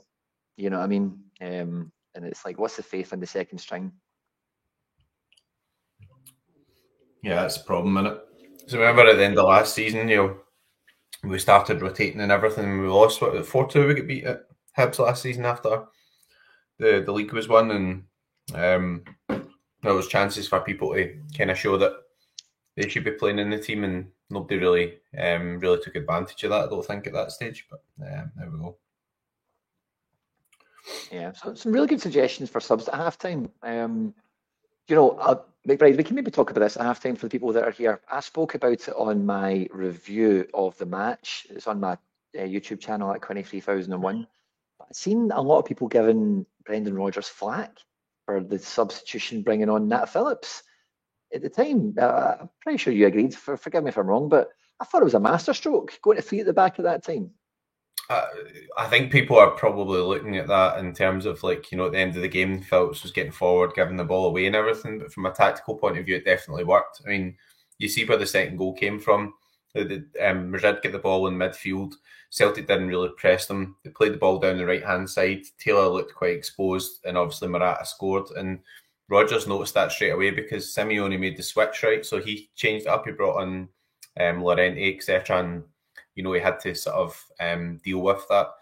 Taking Palma off, okay, he scored, but, you know, he's an attacking player and stuff. So actually, I think it was a good tactical change. And the good thing to see was that he made 2 tactical changes. So later on in the game, when he brought somebody on, he, as you said, went to that kind of box in the midfield, and, you know, he was trying something different. So we played kind of 3 formations in that game. And actually, that's high-level management for me. But there we go. That's just my take on it. So... I'm totally in the same boat as you, mate. I thought it was brilliant. The amount of times, mate, like over the years, you're crying out for the Celtic manager to be an influence on the game. And that's part of the reason we loved Ange, I think, because you felt maybe his substitutions were a bit like, oh man, they got annoying, didn't they, on the 60th minute? And who's subbing, that kind of thing, whatever, right? But you knew that he had an influence on the game proceedings, you know, whereas sometimes under other managers, you'd think like, they should have made that sub 10 minutes ago, or why didn't they have balls and go free up front, or why didn't they do this, or, you know, and he done that, you know, or, you know, so I thought it was wildly brave and very effective. Yeah, I mean, yeah, that's the game in the Champions League. You know, you've got to be able to adapt, and you know, you might feel as if first half Celtic were excellent, and Simeone coped with it, and he made the change. So that's the high level of opposition you're playing against. You're playing against teams that can play different formations, can find different ways of scoring, etc. And people will naturally be disappointed whenever won the game, etc. as well, which I understand. But you know, it was definitely progress. Not so much a performance, obviously, in the first half today against Hibs, but aye, that's what it is. 7-0 Bayern Munich, Jesus, like that's That's what wrong. I'm away to look at Malaimer, see if he's done anything. Oh yeah, he's done a 76. It's my captain. There's guaranteed there's going to be a lot of crying on the timeline because Kimmich will have absolutely destroyed every Bayern Munich stack. And Malaimer. Kimmich need a Limer. I know, mental, but aye. So I mean, Bayern was like Mazraoui, Sani and Kane have all done 100. Musiala's hit 90. Everybody else is in the green, obviously, as you'd expect, except Alphonso Davies. So yeah, 2-0 St Mirren against St Johnstone, getting back to the big games in Scotland, obviously. Actually, picked up a Zach Kemen. I don't know if you noticed that, Quinn. I think I said to you, actually, I bought his first card. I think he's pretty underpriced on Sora. Under 23. Zach Kemen, the St Mirren goalie. Oh, yeah. So I hope he's garbage midweek. But yeah, I picked him up. I thought it was a pretty good price. The under 23 goalkeeper. St Mirren, you would expect to be pushing for top 6. Usually pretty solid at home as well, you know, so maybe not the best away from home this season, but you can pick your fixtures out, and that helps obviously for things like the cap modes as well. You know, if you're bringing in a guy who's maybe averaging about 40 odds, and then you're looking for the clean sheet. So I don't know what excuses we're making, Eric, but I don't know. I'm saying that. I don't know. I'm interested to hear what you think. What the excuses are? Sorry, but I think very Rio. There's really a big difference in the team, and Hibs have been decent. We've just not really got it going. Yeah. Could be an option with O. I think there's been a lot of chat of maybe Rogers not fancying O as much anymore. It's the second half getting going, so I'm going to get back. I think that's a bit harsh to not fancy O. I mean, like he's behind Furuhashi. I mean, why do you think that Giakoumakis wanted to leave? Like, you know, because a lot of people saying now, oh, we wish Giakoumakis had stayed, but he didn't want to stay. So, you know, yeah. What can you say about that? Like, you know, do you really want guys that are not happy or whatever? I don't think you do. So that's the problem. I'm with you. I don't want to be here. Oh no, it's not second. No, I love you. I mean, I was a big fan of Giakoumakis as well, so I'm not against him or anything either. It's just that his attitude was that he wanted to be kind of one of the main men, and he wanted to play, and he obviously felt as if he was good enough to contribute, and I agree with it. But you see what Furuhashi's done, and it's kind of hard to disagree with Hinge on that one, isn't it? So, like, yeah, that's what it is. Second half's underway. Yours will start in about 10 minutes, Quinny. No, that's it on now. Let's go. Catch you at full time, Jay. Thanks for doing the stream again, buddy. To them, come on, go get the goal, Celtic. It's always one in the second half. Aye. It's always one in the second half. Boys. I was saying we would win 4-0, so we better get motoring. We can still do it. Plenty of time. Oh, aye, definitely. I mean, that's the thing. Like, you know, in these games where you're playing teams at home, and okay, I mean, Hibs have got some good players as well, you know. So their tails ought to be up at home. New manager coming in recently, obviously working on different things. But if you get that 1 or 2 up, then you know that could demoralise them as well. You know, Celtic just need to show their quality. I think, you know, people are saying maybe move the ball a wee bit quicker or whatever, or, you know, try something a bit different. But I do think that's just where you miss Hatate. It's not an excuse. It's just me regretting that he's injured, to be honest. Like, you know, because I still love the guy. I think he's so good, and he gives you something different in the midfield to what we've already got in there, and that's why I think the midfield works so well when he's in there. But there we go. Still managed a good performance against Atletico Madrid without him, so we're not making any excuses. Need to do a better second half. That's it. Oh, smash! It's always one in the second half. Aye, plenty of time left. I mean, and you have built yourself a nice cushion, been 7 points clear. But you know, I don't think you want to give any breathing space from that point of view. You want to just keep this momentum up, keep winning. You know, it's been a good start to the season. There's no doubt about it. Remember we got beat by Kilmarnock when we did that show.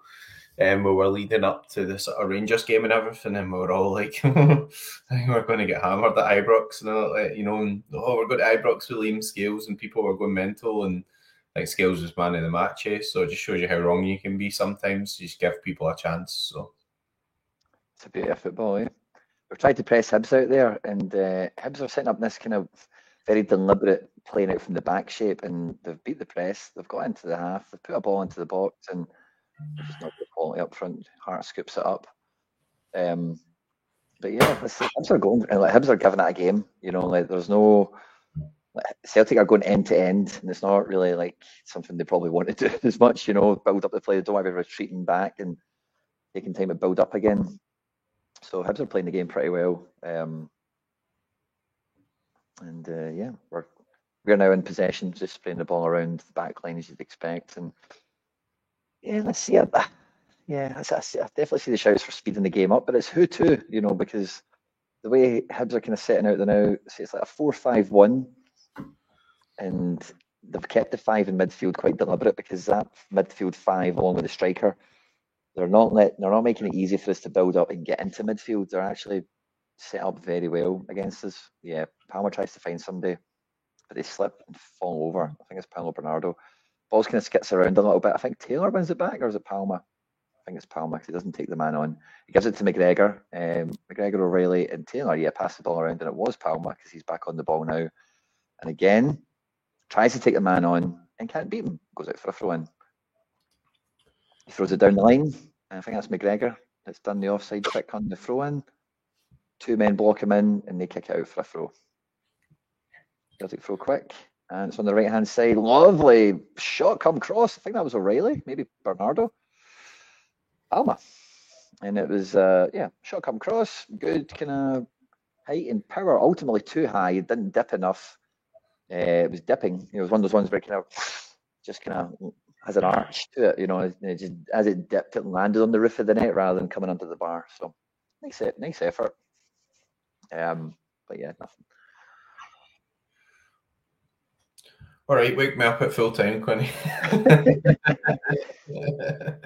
I'm only kidding. I mean, like, honestly, you can't win 4-0 every week and all that sort of stuff, you know. Like, you forgive them. This is maybe going to be one of those games where you've got to dig in a bit, you know. You've got to find that winning mentality or whatever, you know. So away game, and historically not one of the easier away games for Celtic either, you know. You'd expect that teams like Hearts and Hibs. Oh, Scales. Oh, I like the boy out there. Oh, he's getting booked for that. Come on to France. You just want to book him. because he's a centre back. Scales wiped the boy out, but they were attacking. Again, I was just about to say when it was coming back to me there, Hibs, the way they've set up that 5-man midfield, they're kind of pressing us in the kind of, if you're going to use all the fancy football terms, like a kind of mid-block situation. And anyway, they turned the ball over. They won it back from us, broke down the right, and Scales just wiped the guy out. They've got a free kick really wide right. It's 100% going to be a cross, basically in the throw-in line, or the touch line, is what I think of it as. Very wide right, maybe about 30 yards away from the touch line. And big cross. Has to be a big arching one, I think. And Hibs have got, I think, everyone in camera frame for this set piece. And yeah, they swing it in. Oh, cleared to the edge of the box, and it's a first-time shot from somebody. And yes, nowhere near good enough. He's right under the ball, goes firmly over the bar. And yeah, that yellow card has hurt Scales. He's down to a 41 now. Hopefully a clean sheet to add in, though. Let's see. Clean sheet coming. Hopefully. It'll be sod's law, but we'll get a game where we actually do get a clean sheet and we've not actually scored a goal yet. But lots of time left. I mean, keep the faith. Keep the faith. Been in good form recently. I think the confidence levels will still be pretty high. But, now 8-0 Bayern Munich.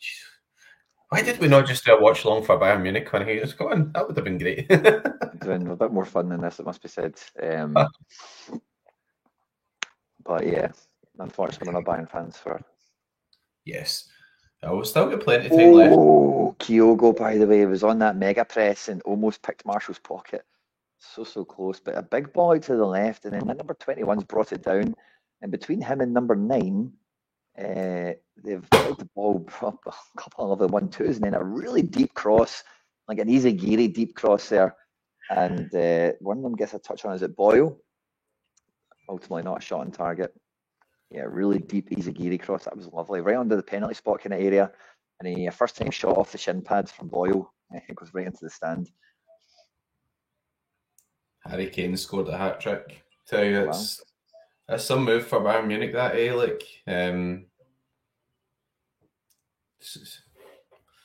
such a good player, Harry Kane. World class. So probably one of the best strikers in the world, in terms of, obviously, you get guys like Mbappe and all that sort of stuff, and Haaland's Haaland, but I mean, Kane's quality as well. Got to put him right up there in terms of strikers. Kane's as good as they come, really, isn't he? He's quality. Really good player. We'll talk about other games now. Will Rangers win against Hearts tomorrow? Probably not. Rangers playing it. It's at Ibrox as well. I watched the Sparta Prague and Rangers game as well. I think Sparta were pretty unlucky not to score a couple in that game. So there we go. And again, you would usually expect Rangers to win at home and all that type of stuff, but playing again after a European game, putting a lot of effort in midweek, that's when you get shocks or you get unexpected results. So anyway, yeah, I thought Celtic would be 3 or 4 up by this point, so I'm shocked, but we've still plenty of time left. We've got a good bit of possession here. We've kind of got Hibs banked into their final 18, but as soon as we start to try and get a bit of space, they've pressed us back out a bit, and as we're trying to squeeze back into that final third, Carter Vickers misplaces a pass to Dyson and it goes out for a throw-in. And they're going to try and get out of their half really quickly here. And I think Ralston's just clotheslined the guy. You get the wrestling on. Yeah, like proper. It's like the ball gets stopped at the halfway line with like a Hibs player, and maybe Vickers was standing him up, and then Ralston just came out of nowhere, and the guy's down holding his face as if Ralston's gave him one. So we're going to see the replay now. I'm sure if it's nasty, VAR will step in, but yeah, 50-50 with Vickers. And then Ralston goes to go in, and maybe he's just a little bit deliberately clumsy, but shoulder to chin there, or shoulder to ear on the Hibs player, and he goes down holding his head. He's still saying his Venti, his name is number 9. Still kind of giving it with the ears as if his bell's been rung. But yeah, ultimately no foul, no VAR intervention, nothing malicious, but the keep getting stuck in. Kyogo's on the press again, and there's a mistake in that Hibs defence to come. We've not got one yet, but you feel it's, when you see Kyogo, especially that shift he's had the last couple of presses, he's threw out, it's quite close. Dyson's really deep, really, really deep at the moment.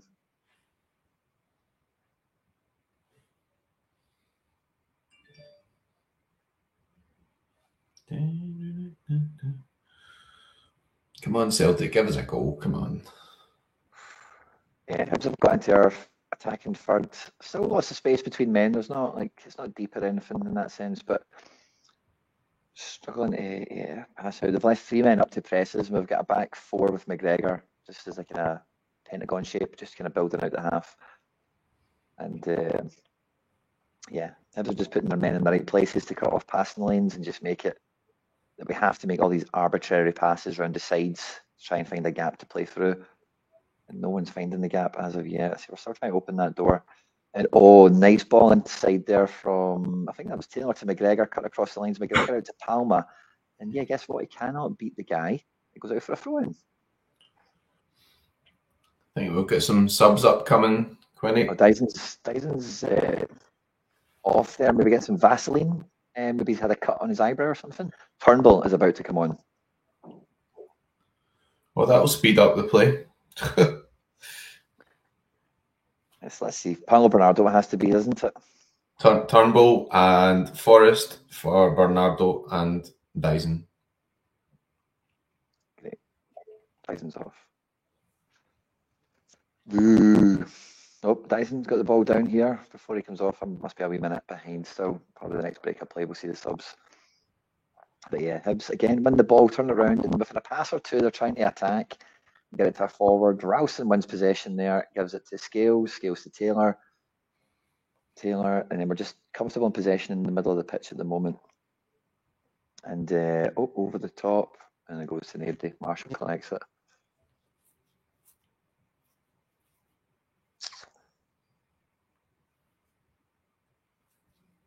How did Bernardo play, Quinny? What was your thoughts on how he's done today? Ineffectual. Didn't do anything in this match to remember him by at all. Like, it could have been he could have been a Deguchi in this game for all I knew. You know, like, could have been absolutely MD. Could have been Quoten. Could have been MD playing this game. You wouldn't have known. He was alright. Like, Turnbull's an interesting one, eh? I mean, I wonder what the reasoning behind putting him on is. You know, obviously it doesn't speed up play or any of that type of stuff, but I guess a guy who... O'Reilly off. I know that's ignore me, sorry. Just for a second there, I thought it was O'Reilly. No. But yeah, I think this must be a clear intention of going like 4-2-3-1. You need to have Turnbull firmly in a number 10 spot, you know. And that seems to be where he is. He's... well, that's the first passage you're playing. O'Reilly's still quite high. We do need to go all out attack, so maybe it is just a wee bit of that all out attack effort. We did see that from Rodgers in pre-season. We've seen Turnbull play before Riley. The first game of the season, we did it, and it felt very gung ho. Yeah. In that game, I remember as we're talking. The 4-2 game against County. Was that it? Yeah. Yeah. I think it was, wasn't it? Aye. It just felt like both of them were playing attacking mid ahead of McGregor. And I think that's not sat in at all. Obviously, now you wouldn't expect any of them to sit in, but just with maybe the tactical change you might have thought Turnbull might have gave, but Turnbull's just still doing the same kind of job, left of midfield, but being very high. He's basically on line with O'Reilly, who between the two of them, they're just in the shadow of Kyogo. And yeah, we've got a ball out left here for Palma, 1-on-1 with the guy. He drops his shoulder, then try and play the ball, but guess what? The guy blocks it. Out for a throw in. Clean sheet bonuses are in, McBride. Vickers is on a 70, Scales 55, Taylor 64, and Hart 62. Nice. What about David Marshall? He actually having a competent game. What's it like? Typical, isn't it? I know. Guy's been absolutely rank rotten for ages. Rank rotten. Jesus Christ, Palma. You need to sub him off now. He's cut inside there to try and play another one of these big balls, which is obviously his only contribution he can do attacking. He has these passes or shots he can do. But again, he can't even get by the first man. He's gave away possession. He's putting his hands up now, and like he has to get subbed off. Like, I don't know why he took Maeda off, and Maeda must just be fucked, obviously. Excuse the language, but yeah, he stayed right on until the end, didn't he? Midweek, so yes, play Kyogo. Somebody play. Yes, Kyogo's over the top. It's the ball's moving wide. Kyogo has to move with the ball. He gets a foul right on the corner of the box. Guy can't even believe it's been given as a foul, but tough beans, mate. It's a foul. That's the end of the story. Right on the edge of the box, on the left-hand side or the right corner of the box, depending on how you want to think of it. Our left wing, 3-man wall for Hibs, and this is what Palma's on the pitch to do, is stuff like this. So he's standing over it alongside O'Reilly. You'll be pleased to hear McBride. 4-man wall now for Hibs, getting walked back. This is a shooting opportunity, but I wouldn't be surprised if something different happened other than a direct shot. Just noticing Miller for Hibs, the number 2, is up to 66 points at the moment. He's doing pretty good at right back, it seems. No wonder. So I think Palmer can get by him.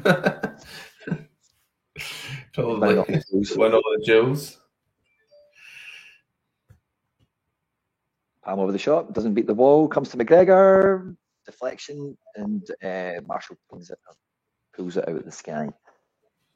And yeah, that's us clicking on to the final portion of the game now, and no goal, no party so far. Palmer not even beating the wall there.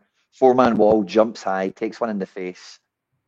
And yeah, big ball from Marshall up into the air. Ball's bouncing around. Hibs bring it down. And my stream was just chilling out for a minute.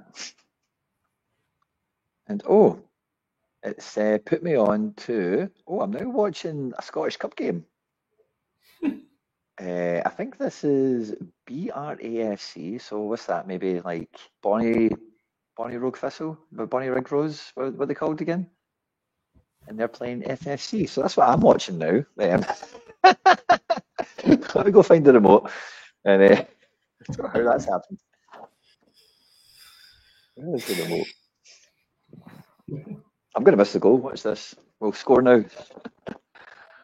No, I don't think so. So it's one of these games where you can play for about 10 hours and not score a goal, I think. But there's still half an hour to go. And it's like game's still there to be won or lost as well, to be fair. So need to be sharp still. Really up to 45 for him. Not much going on. Yeah, so we're just used to Riley just smashing every single game, aren't we? I mean, like, just guy's just been so good. Like, he's been playing this season. Oh, there we go. Got it on. There we go. And Hibs have got a corner. Well, I think this one might have less lag. Fantastic. I think I'm right up to speed. You can see the time on the game. I don't know, maybe it's the same actually. Just seen the minute tick over. I think I'm like a minute behind.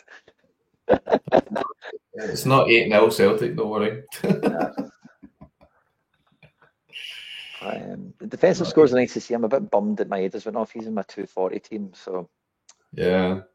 I think I've got like a couple of full stacks, and then I've also got like Maeda and Furu in a team, just whether with a team would just kind of attacked a wee bit more, if you know what I mean, or just the decisives. But yeah, I think we're making another sub as well. Let's see what the script there is. Yeah, actual stream still showing Bonnie Rig Thistle's game over there playing FFC. Maybe Fold, I don't know. Falkirk, that's not Falkirk. Fallthouse, Forest Mechanics, I don't know.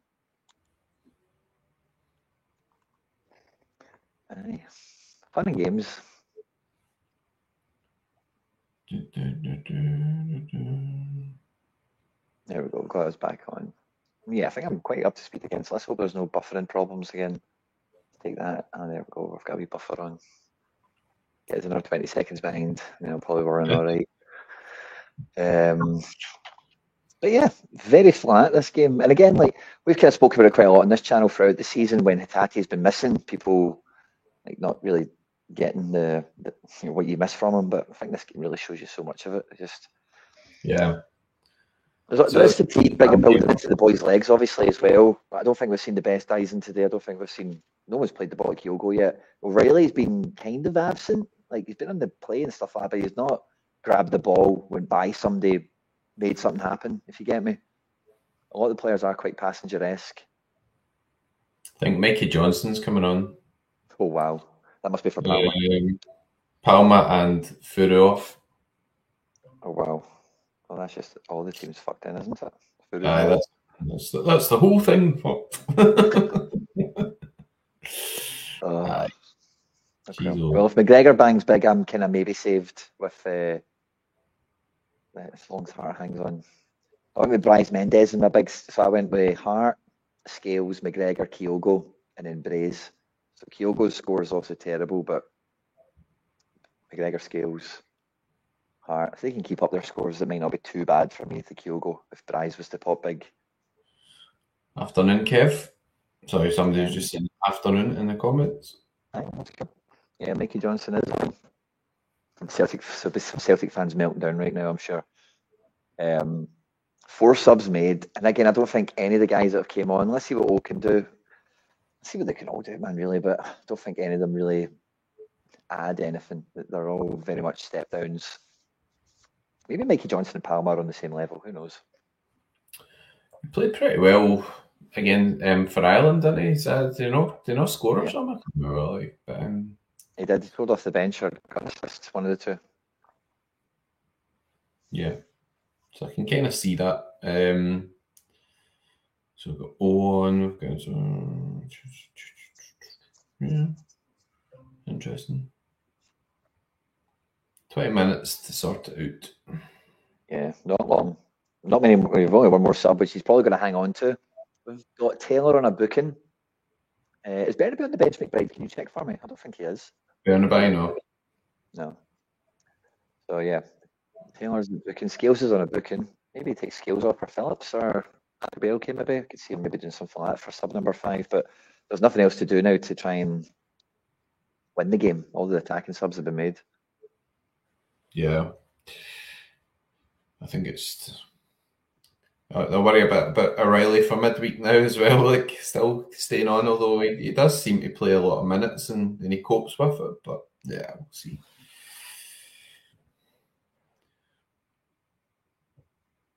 Yeah, O'Reilly for midweek might be, but again, like you can't really afford it. You know, St Mirren are top of the table-ish. You know, they're up at the top end of it.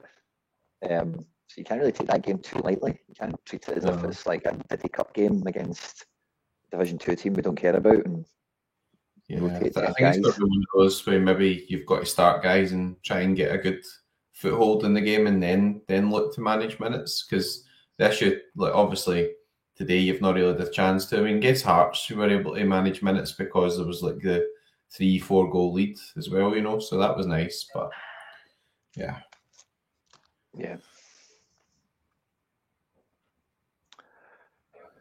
Oh, aye, this game. The last 10 minutes has just disappeared. Nothing's happened. Very exciting show today, guys. Thanks very much for watching along. If you haven't fallen asleep, you've done well. Magic. Yeah. Well, I suppose a lot of them that maybe have Celtic TV are now watching Bonnie the Rose. Maybe this is as close as we're getting to the action. Possibly. You never know. But yeah, we're struggling to get out of our defensive third for the last kind of little bit. Not that Hibs are pressing us that well, but it's just us trying to get passing lanes set up. Where are we playing? Who are we looking for? What are we actually going to go and do? And yeah, it's just not really. We're just not building anything. I'm not sure we've strung together 4 or 5 passes that often in this game. Yeah, not very good, is it? Yeah. I suppose we were kind of due a sticky performance as well, but I said half time that you've got to dig these games out. You know, you've got to find that goal.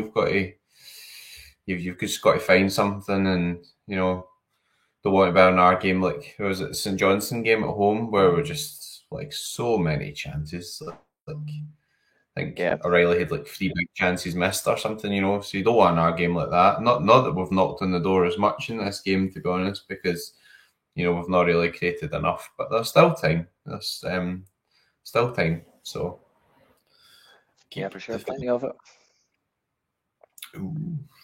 Wrexham beating Notts County. Nice. It's just the main one. Like the main thing I worry about in this is like there's just nothing else the manager can do to like try and get us more into the game. You know, like I think everyone he's brought on make us like slightly worse in different ways. You know, I don't think anyone. It's not like last season where you're bringing off like O'Reilly and you're putting on Aaron Moy and you're like, oh cool. Well, that kind of keeps the tempo of everything somewhat similar. And you know, we had that quite a lot last year. Also had famously too many forwards like Jotas and Abadas and Maidas and Kyogos and Haksabanoviches and Giacomakis and everything else. We've not quite got that same second string quality, I think. But it does feel like maybe like the third, like I don't know, it's a weird kind of depth we've got there now, isn't it? But obviously Abada's out just now, so it'd be nice to get him back around about December time. Certainly not really a guy that you'd expect to be sort of dribbling past players or whatever, but a guy who comes up with a lot of goals. He goes by people, but he goes forward. Like Mikey Johnson's just done. Mikey Johnson here. He's just went by somebody.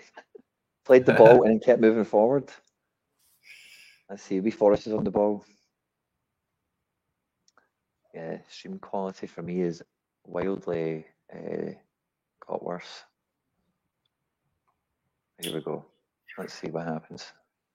Turnbull into Ralston. Ralston inside the box. Leaves it behind for O'Reilly, and O'Reilly's shot there, and it's just not that strong. Defender blocks it, comes out to Forrest. Two stand him up. Plays it to O'Reilly in the overlap. And then that Rocky kind of heads it and clears it. Him and his teammate are having a wee bit of a break of communication there. And yeah, there's a mistake in this defence, and we've not got it out of them yet. But can we get it out of them with no Jun in this game either? Mikey coming on, Forrest coming on. Interesting. Can I say, Barton, are you actually commentating on the game, or are you just talking shit about players and other shit?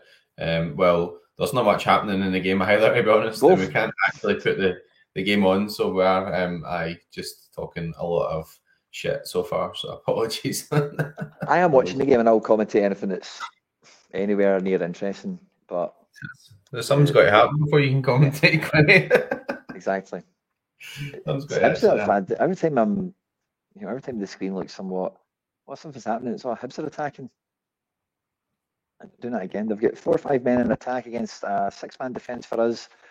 Because if for a Celtic throw in, as we approach the 75th minute, we're getting there. There's not much time left, boys. Yeah. We've built a wee bit of a lead, so it's good to have that cushion, but you've got to win games like this, right? We want to win the league, so, we're here to win. We're not here to draw games like this. And we've got a lot of games coming up as well, so I think it's quite important to keep that momentum up, We don't want to be running out of steam and all that type of stuff, so keep a foot in the pedal, Hibs making their first substitutions of the game, 72nd, 73rd minute. So maybe we see a wee bit of discombobulation from them, perhaps. I never know. That's not amazing, but they've been very good at making Celtic. Celtic have to be pretty damn good to get opportunities in this game. They've not made many as a result.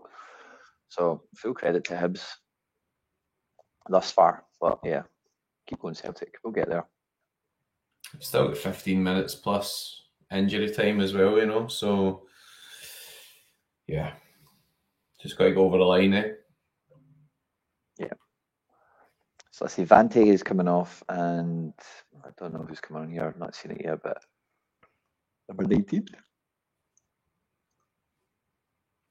Even you're falling asleep, Quinny. It was a late one for me last night. I did the watch along on my channel. We watched Tottenham versus who were Tottenham playing again? Crystal Palace. And Girona playing Celta Vigo, 8 o'clock kickoffs. So they finished at 10, and then by the time I got home and my dinner and actually fell asleep, it was quite late. And then today's been fun. This game, but it's like watching paint dry. It's not been that exciting. Yeah. So, yeah, I'll commentate everything I can, as best I can, guys. But like the Bride said earlier, there's not much action going on here. We're really struggling to even get out of our own half now. I think that's it's maybe something we need to address in the transfer window in January. Although I suppose we do have guys like Awata who show a bit more energy, and we're not really playing them. But yeah, it's interesting. Paulo Bernardo, I do like the looks of him. I think he's going to add something to the squad, but maybe we need a more athletic type midfielder in there, a kind of younger guy who's got a bit of legs, like a kind of Quentin Timber type player, or I'm not saying we'll be able to get Quentin Timber off, so we won't, but something like that, O'Reilly's left the ball out on the left here for Mikey Johnson. Mikey Johnson's coming down the left wing, tiptoes. He plays the overlap for Taylor. Doesn't really come to much. Taylor tries to get across in. It's kind of blocked. It's 2v2 out in the corner flag. The Hibs guy's trying to shield out to buy a throw in or a foul or something. and Mikey Johnson bites. Adam Lafondra is that it's on for Hibs. It's a substitute from earlier. I think he's a bit as old as me. Yeah, I think he is our age. I don't know. We're different ages, but he's definitely in our bracket, probably more than the viewers, perhaps. And yeah, man, this game is just about to die a death, honestly. Like, it needs pace, it needs creativity. It feels like the midfield is really... It feels like all the Celtic players are too far apart, and none of them are like playing as a team as much anymore. That's felt more and more apparent as games went on. And Hibs are just killing the clock now, feigning cramp and stuff like that. The refs, making the gesture they'll be adding on all the time, but it's ridiculous. Get him off if he's that bad. He's getting both his legs stretched. It's that bad. Yeah. There still is time left, It only takes one moment, but the problem is we're not really... Doesn't seem as if we're really creating those moments. Like, it's not like one of those games you're looking at and think, yeah, we're having a lot of chances here and the goal's coming, It's kind of... Seems to be a bit dull at the moment, but there we go. We'll take a dull 1-0 now. We've sort of 13, 14 minutes to go, won't we? We just have to take it, but... Yeah. Oh.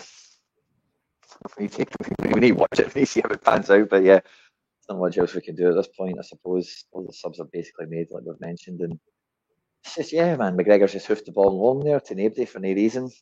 Ball's bouncing around. Nobody can get control of it. They're playing it back to Hart now we're going to try and shape up and control the ball a bit. Gale's marching is up to the halfway line. And yeah, it's not getting that far. We're back in our own half with Scales and Vickers. Oh, we just can't get by that midfield five that Hibs have played has been impossible for Celtic to get past. I think we'll need to get the biscuit tin opened in January, Quinny, and get some quality in. Yeah. It's kind of depth thing there as well, isn't it? Like, because you're going to get these spells. Like, Bellingham scored for Madrid. Ooh, what each then? What player that guy has been? Incredible. It's like for a goal as well. 21 or whatever. Like, that's just like...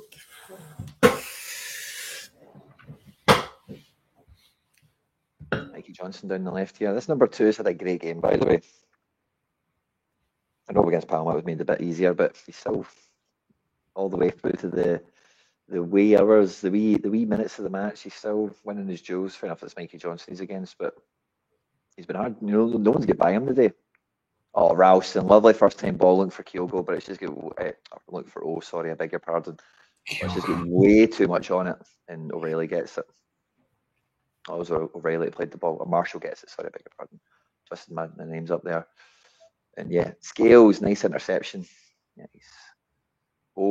Drops the ball back for O'Reilly. Now here we go. O'Reilly's in the front foot and moving forward. He gets to the byline edge of the box, tries to cross it, buys the corner. In front of the Celtic fans. Come on. This is where we get a goal, isn't it? Scales up for the corner.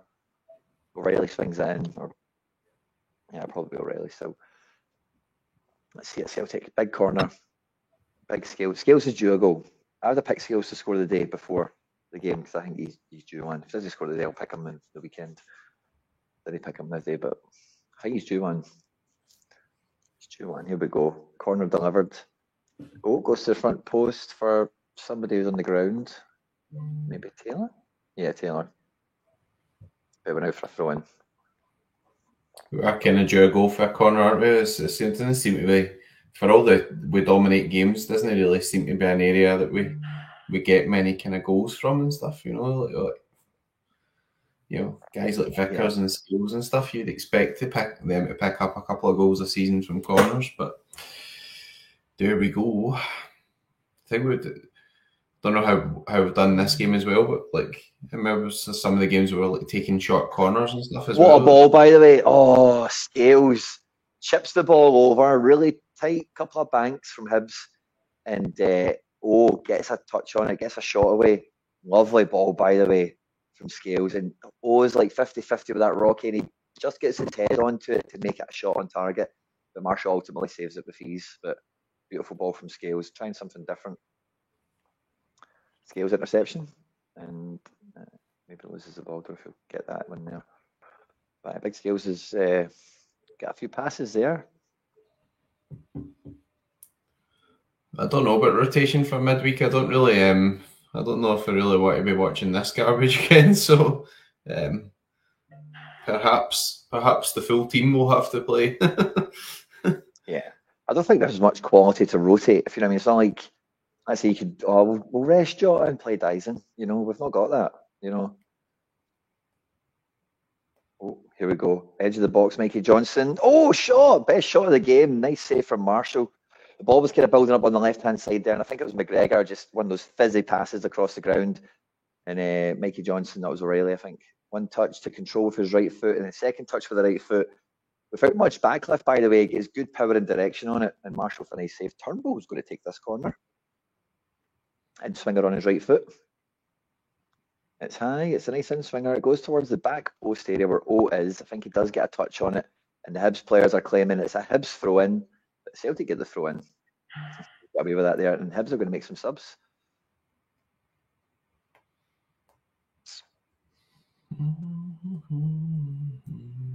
Lee Miller, or whatever his name is, L. Miller, on 85 points.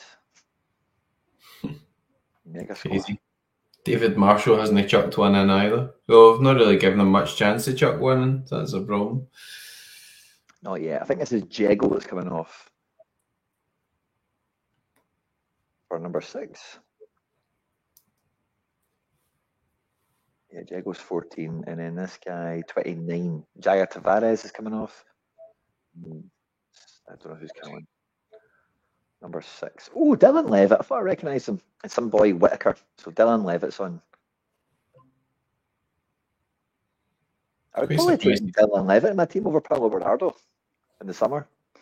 Yeah, well. At least he can pass forward and hit some set pieces and stuff, you know? He's a good player, Dylan Levitt. I like him.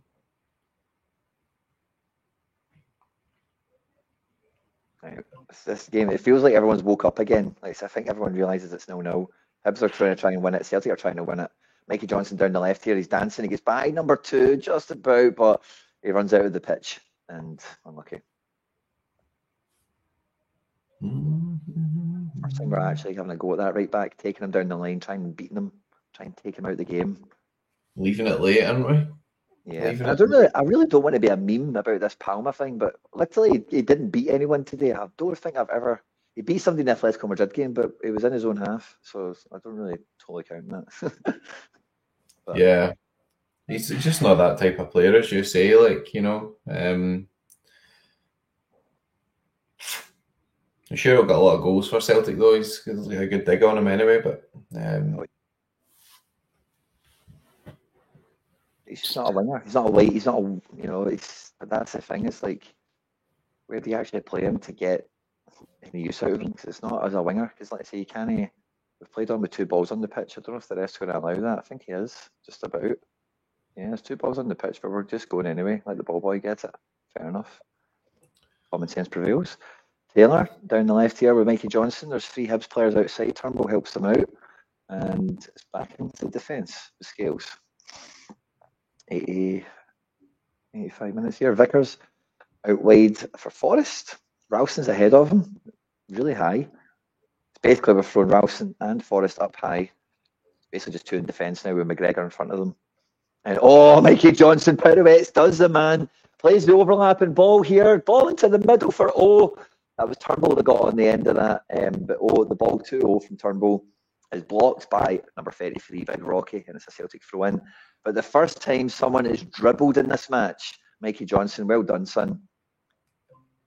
Shows the Hibs right back to be what he is, a Hibs right back. Burns him, man. Lovely pirouette. You'll see that on Twitter later, I'm sure, from the Mikey Johnson fan club. I'd rather see a goal, Connor.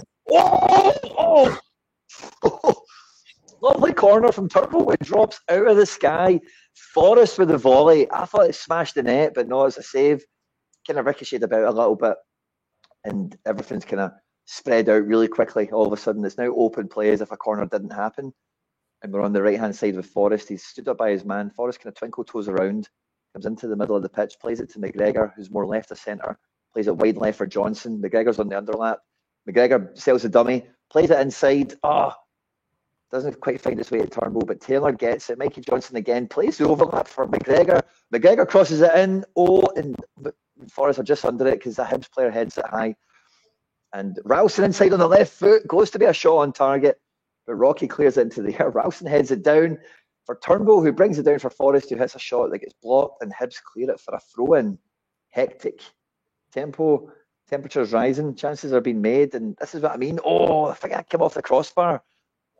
That's that shot from earlier. Point blank range. And thunders off the crossbar. Open play again. Ralston's got it really high and wide on the right-hand side. Plays it back to Vickers. And between Vickers, Scales and Taylor, they're just going to move the ball around the centre of the pitch to try and find Mikey Johnson again. He's been the most exciting player of the match in the short time he's been on. I can say that quite comfortably, I think. He does lose possession, but Hibs do scoop it high and wide, but Scales heads it back into midfield, but Hibs get it, but we get it. And it's O'Reilly out to Johnson, and Johnson just passes it back to the Hibs attacker and says, go and have another counter-attack, pal. And that's what Hibs are going to do. There's 3 of them against 5 of us. I think it's Eliuan's come inside. He's moved all the way from right to centre. And then the left guys come inside. He's took 2 touches and a shot. We've blocked it. That block has got up to who's headed it down for Forrest. Forrest in for O'Reilly. And O'Reilly now is going to spray it out to the left. And we've taken a bit of tempo out with this move now with that pass from O'Reilly. Hibs players are walking in position. They're standing in possession, just passing it around. There was tempo there. There was a transition. There was a counter-attack. And now nothing. But we're still on the ball. We're still on the front foot. And maybe this is what we want, is that kind of controlled attack. So Forrest is wide right. Twinkle toeing up. He's pushed his man into the box. Forrest inside the box goes wide to the byline. Crosses it back for somebody. In the back post. I think Taylor that was there with a rubbishy shot. Hibs clear it. And I think Hart's going to get that possession and play it to Scales. So we're getting closer, McBrides. We're getting there. Yeah, missing too many chances now, but that's the problem. We've got to actually put one in the net. Actually put one in. Not much time left, unfortunately. Jerm the Miller, he's been pretty solid today. Nobody's really been able to get past him generally. So looks as if he's scored very well, which is good going against Celtic, Nice bit of aimless possession there results in O'Reilly playing one of those overlapping passes for Forrest, which has been nice, but Forrest can't do much with it. Rocky again with another clearance out for a throw in. Ralston with a lovely throw. O'Reilly brings it down out of the air, lovely, but he also falls over as he does it, unfortunately. Hibs get the ball. They try to clear it. Vickers brings it down for McGregor, and between McGregor, Taylor and Scales, they're just on the halfway line, get set up again, you know what's going on. We've got Turnbull on the ball. On the half turn inside the Hibs half, plays it first time out there to Johnson. Johnson with a lovely ball, but the Hibs defender gets there ahead of and it's a corner. Or a throw in, I think. Maybe a corner. It looks like it's going to be these days. Needs to get on the end of one of these. Needs to make sure he gets by his man. Scales and Vickers are up. The corner goes short to give Turnbull an angle for another cross. But then number 2, man of the match so far, blocks it and it goes out for a throw in. And we're going to have Taylor throwing it in here. Johnson brings it down. Him and Taylor and Turnbull will get 3 Hibs defenders around him. And a little triangle thing. It kind of bounces around. We get another throw in. We play O'Reilly, who's the 4th man just out of picture. He plays a lovely ball, but goes to run towards the front post rather than staying where he was. Just a wee bit of breakdown of communication. It goes nowhere. Hibs clear it, but we've still got it. And Scales and Vickers are now the other side of the semicircle. So Hibs are finally defending. For the first time in this game, they're actually camped in. We can actually get possession into the half. And now we've got down the left-hand side, the cross to the back post. Forrest brings it down. He's looking for who's available. The ball's dead. Everyone's on their heels. He plays it into Turnbull, and Turnbull comes onto it and tries to play one of these fancy kind of first-time shots where he flicks and spins it into the far corner, but it just flicks and spins all the way over the bar. Only 3 minutes added on. I don't know how they calculate that. There's been about 7 subs or something. I don't know how they can only be 3 minutes, but There we go. Was it not supposed to be 30 seconds per sub or something? Nice effort for Turnbull. If that did go in, it would have been a real highlight, real moment. But no. Is that the sort of shot you want your guy doing? Hibs trying to clear it, but they're clearing out for throw. And this is now, we're now getting SPFL opposition now for the final portion of the game. Hibs are just defending now. They're like, right, draw is fine now. They're acknowledging that they're happy to settle for a point at this stage in the game. And this is now like, Celtic played domestically, dominant possession, getting the centre backs on the halfway line. Hasn't really happened in this game until this last kind of couple of minutes, where it's happened once or twice. Not really happening again, but Hibs are back on that press. Maybe falling, it's a false sense of security. But yeah, we're ticking away, boys. It's not really happened. Yeah, maybe one of those days, unfortunately. Looking like it. Wide left for Mikey Johnson, 1-on-1 with the right back. He can't really get by him either, but he pulls him so far out of position that he has to give up on him. Mikey Johnson still got the ball, gives it to Ralston. Ralston out wide for Forrest. Forrest inside for O'Reilly. Again, there's just one Hibs player too many, and they're just getting a touch on the ball, and they don't always necessarily win it, but they're affecting the ball, and then we've not got control of it, and then it becomes 50-50 situations all over the pitch. And yeah, it's just, you can't really get a rhythm in this game. Hibs doing really well to break up play and do their own thing, attacking. And lovely play here from O'Reilly, McGregor and Vickers. Ends up between O'Reilly and McGregor. McGregor comes across the pitch into the middle, plays it to Turnbull. And if we can be quick, there's an attack here to be had. There's space, but we're not quick enough. McGregor into Taylor. Taylor now wide right for Mikey Johnson. We're now convinced that Mikey Johnson's the only player that can dribble and cross. And what a ball, by the way. Forrest doesn't get on it. It's one of the Hibs players. It's bouncing around the box ever so slightly. And the Hibs player buys a really soft foul off of O. And O is shouting at the ref. He's maybe going to get himself booked. He's like gesturing as if someone's like, yeah, O's just totally melted down here. I don't think he's done anything. What's O doing? He's done nothing. Oh, yeah, he's not done anything. He's raging, but just like Dyson and Kyogo do, mate, you just need to shrug that off.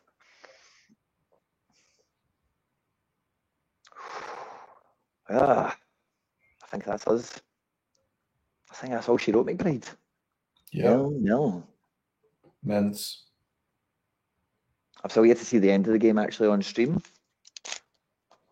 but I can see the notification on the Sorry Data live scores that we're seeing. So it looks like man of the match here is going to be Little Miller in at right back. Notable performances for Celtic on actions, passes completed, etc. You can see there the big scores in defence.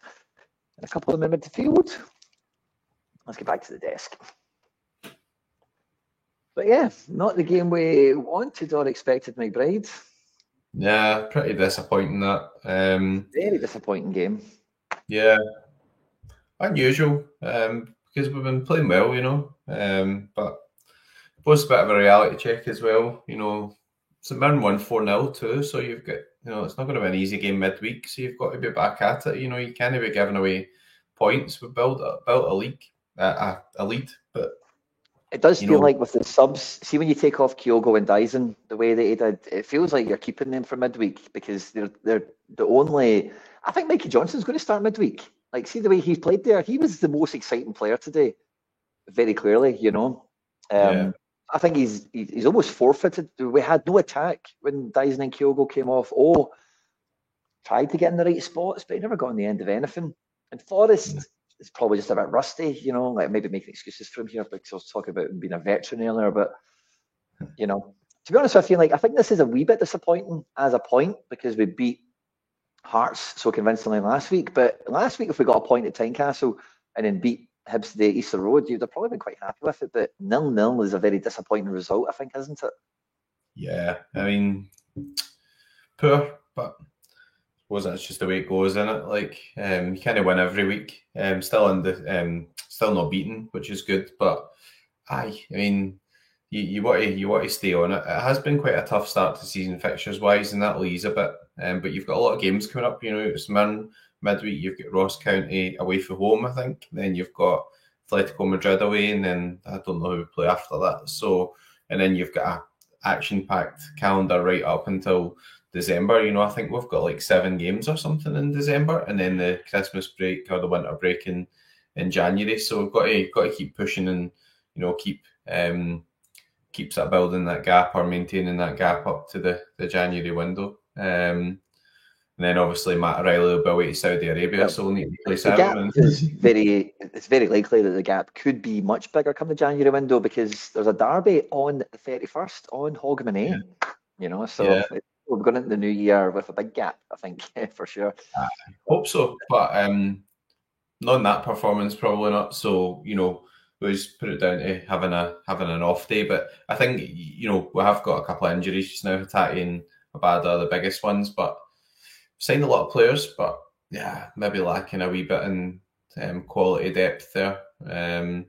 So we'll see. Obviously, guys like Holm, etc., seem to have a bit of a spark at the start of the season and went out the picture a wee bit. So I wouldn't write guys like that off. You know, he's a young guy and, you know, takes time to settle in. But yeah, big game midweek, so got to get back to winning ways now. You can't be handing out any more points away. Otherwise, you're just giving Rangers a bit of hope that Celtic are stalling a bit, you know. But incredible, it's due to Hibs. You know, they played well today. They definitely earned their point. It was we were definitely abject in some of the stuff that we've spoke about throughout the stream today, watching the match. You know, or you know, I'm watching it. You're keeping up with it, but and Hibs deserve some credit, you know, and fair play to them for what they've done. But yeah, I guess it's rolling on for the midweek. Feels like 2 points dropped. We'll see how the cream buns, how the teddy bears get on tomorrow. Some people in the chat talking about gaps, maybe becoming shorter, but I wouldn't count your chickens before you get to the game tomorrow, is all I would say. And we'll be back. Me and my bride, maybe the Odyssey guys as well. We'll be back for some live stream stuff, maybe Monday or Tuesday next week. I forget what day we'll be on for. But we'll be back through the week as well, for the midweek for St Mirren, and then into the weekend then after, and then back into the Champions League stuff that goes on. Disappointing result, thanks. Oh, sorry, mate, on you go. Yeah, but lots of games coming up, so you know, got lots of chances to make amends, as you say. Things go, you know, different directions, etc. in the league as well. So don't want to get too downbeat after that week, but you know, it's still 2 draws in a row, so we get back to winning midweek. Definitely. That's it. And yeah, everyone else, enjoy your weekends. Travel safe if you're in and around and all that good stuff. Hail, hail, and on the hoops. Thanks for sleeping. See you later.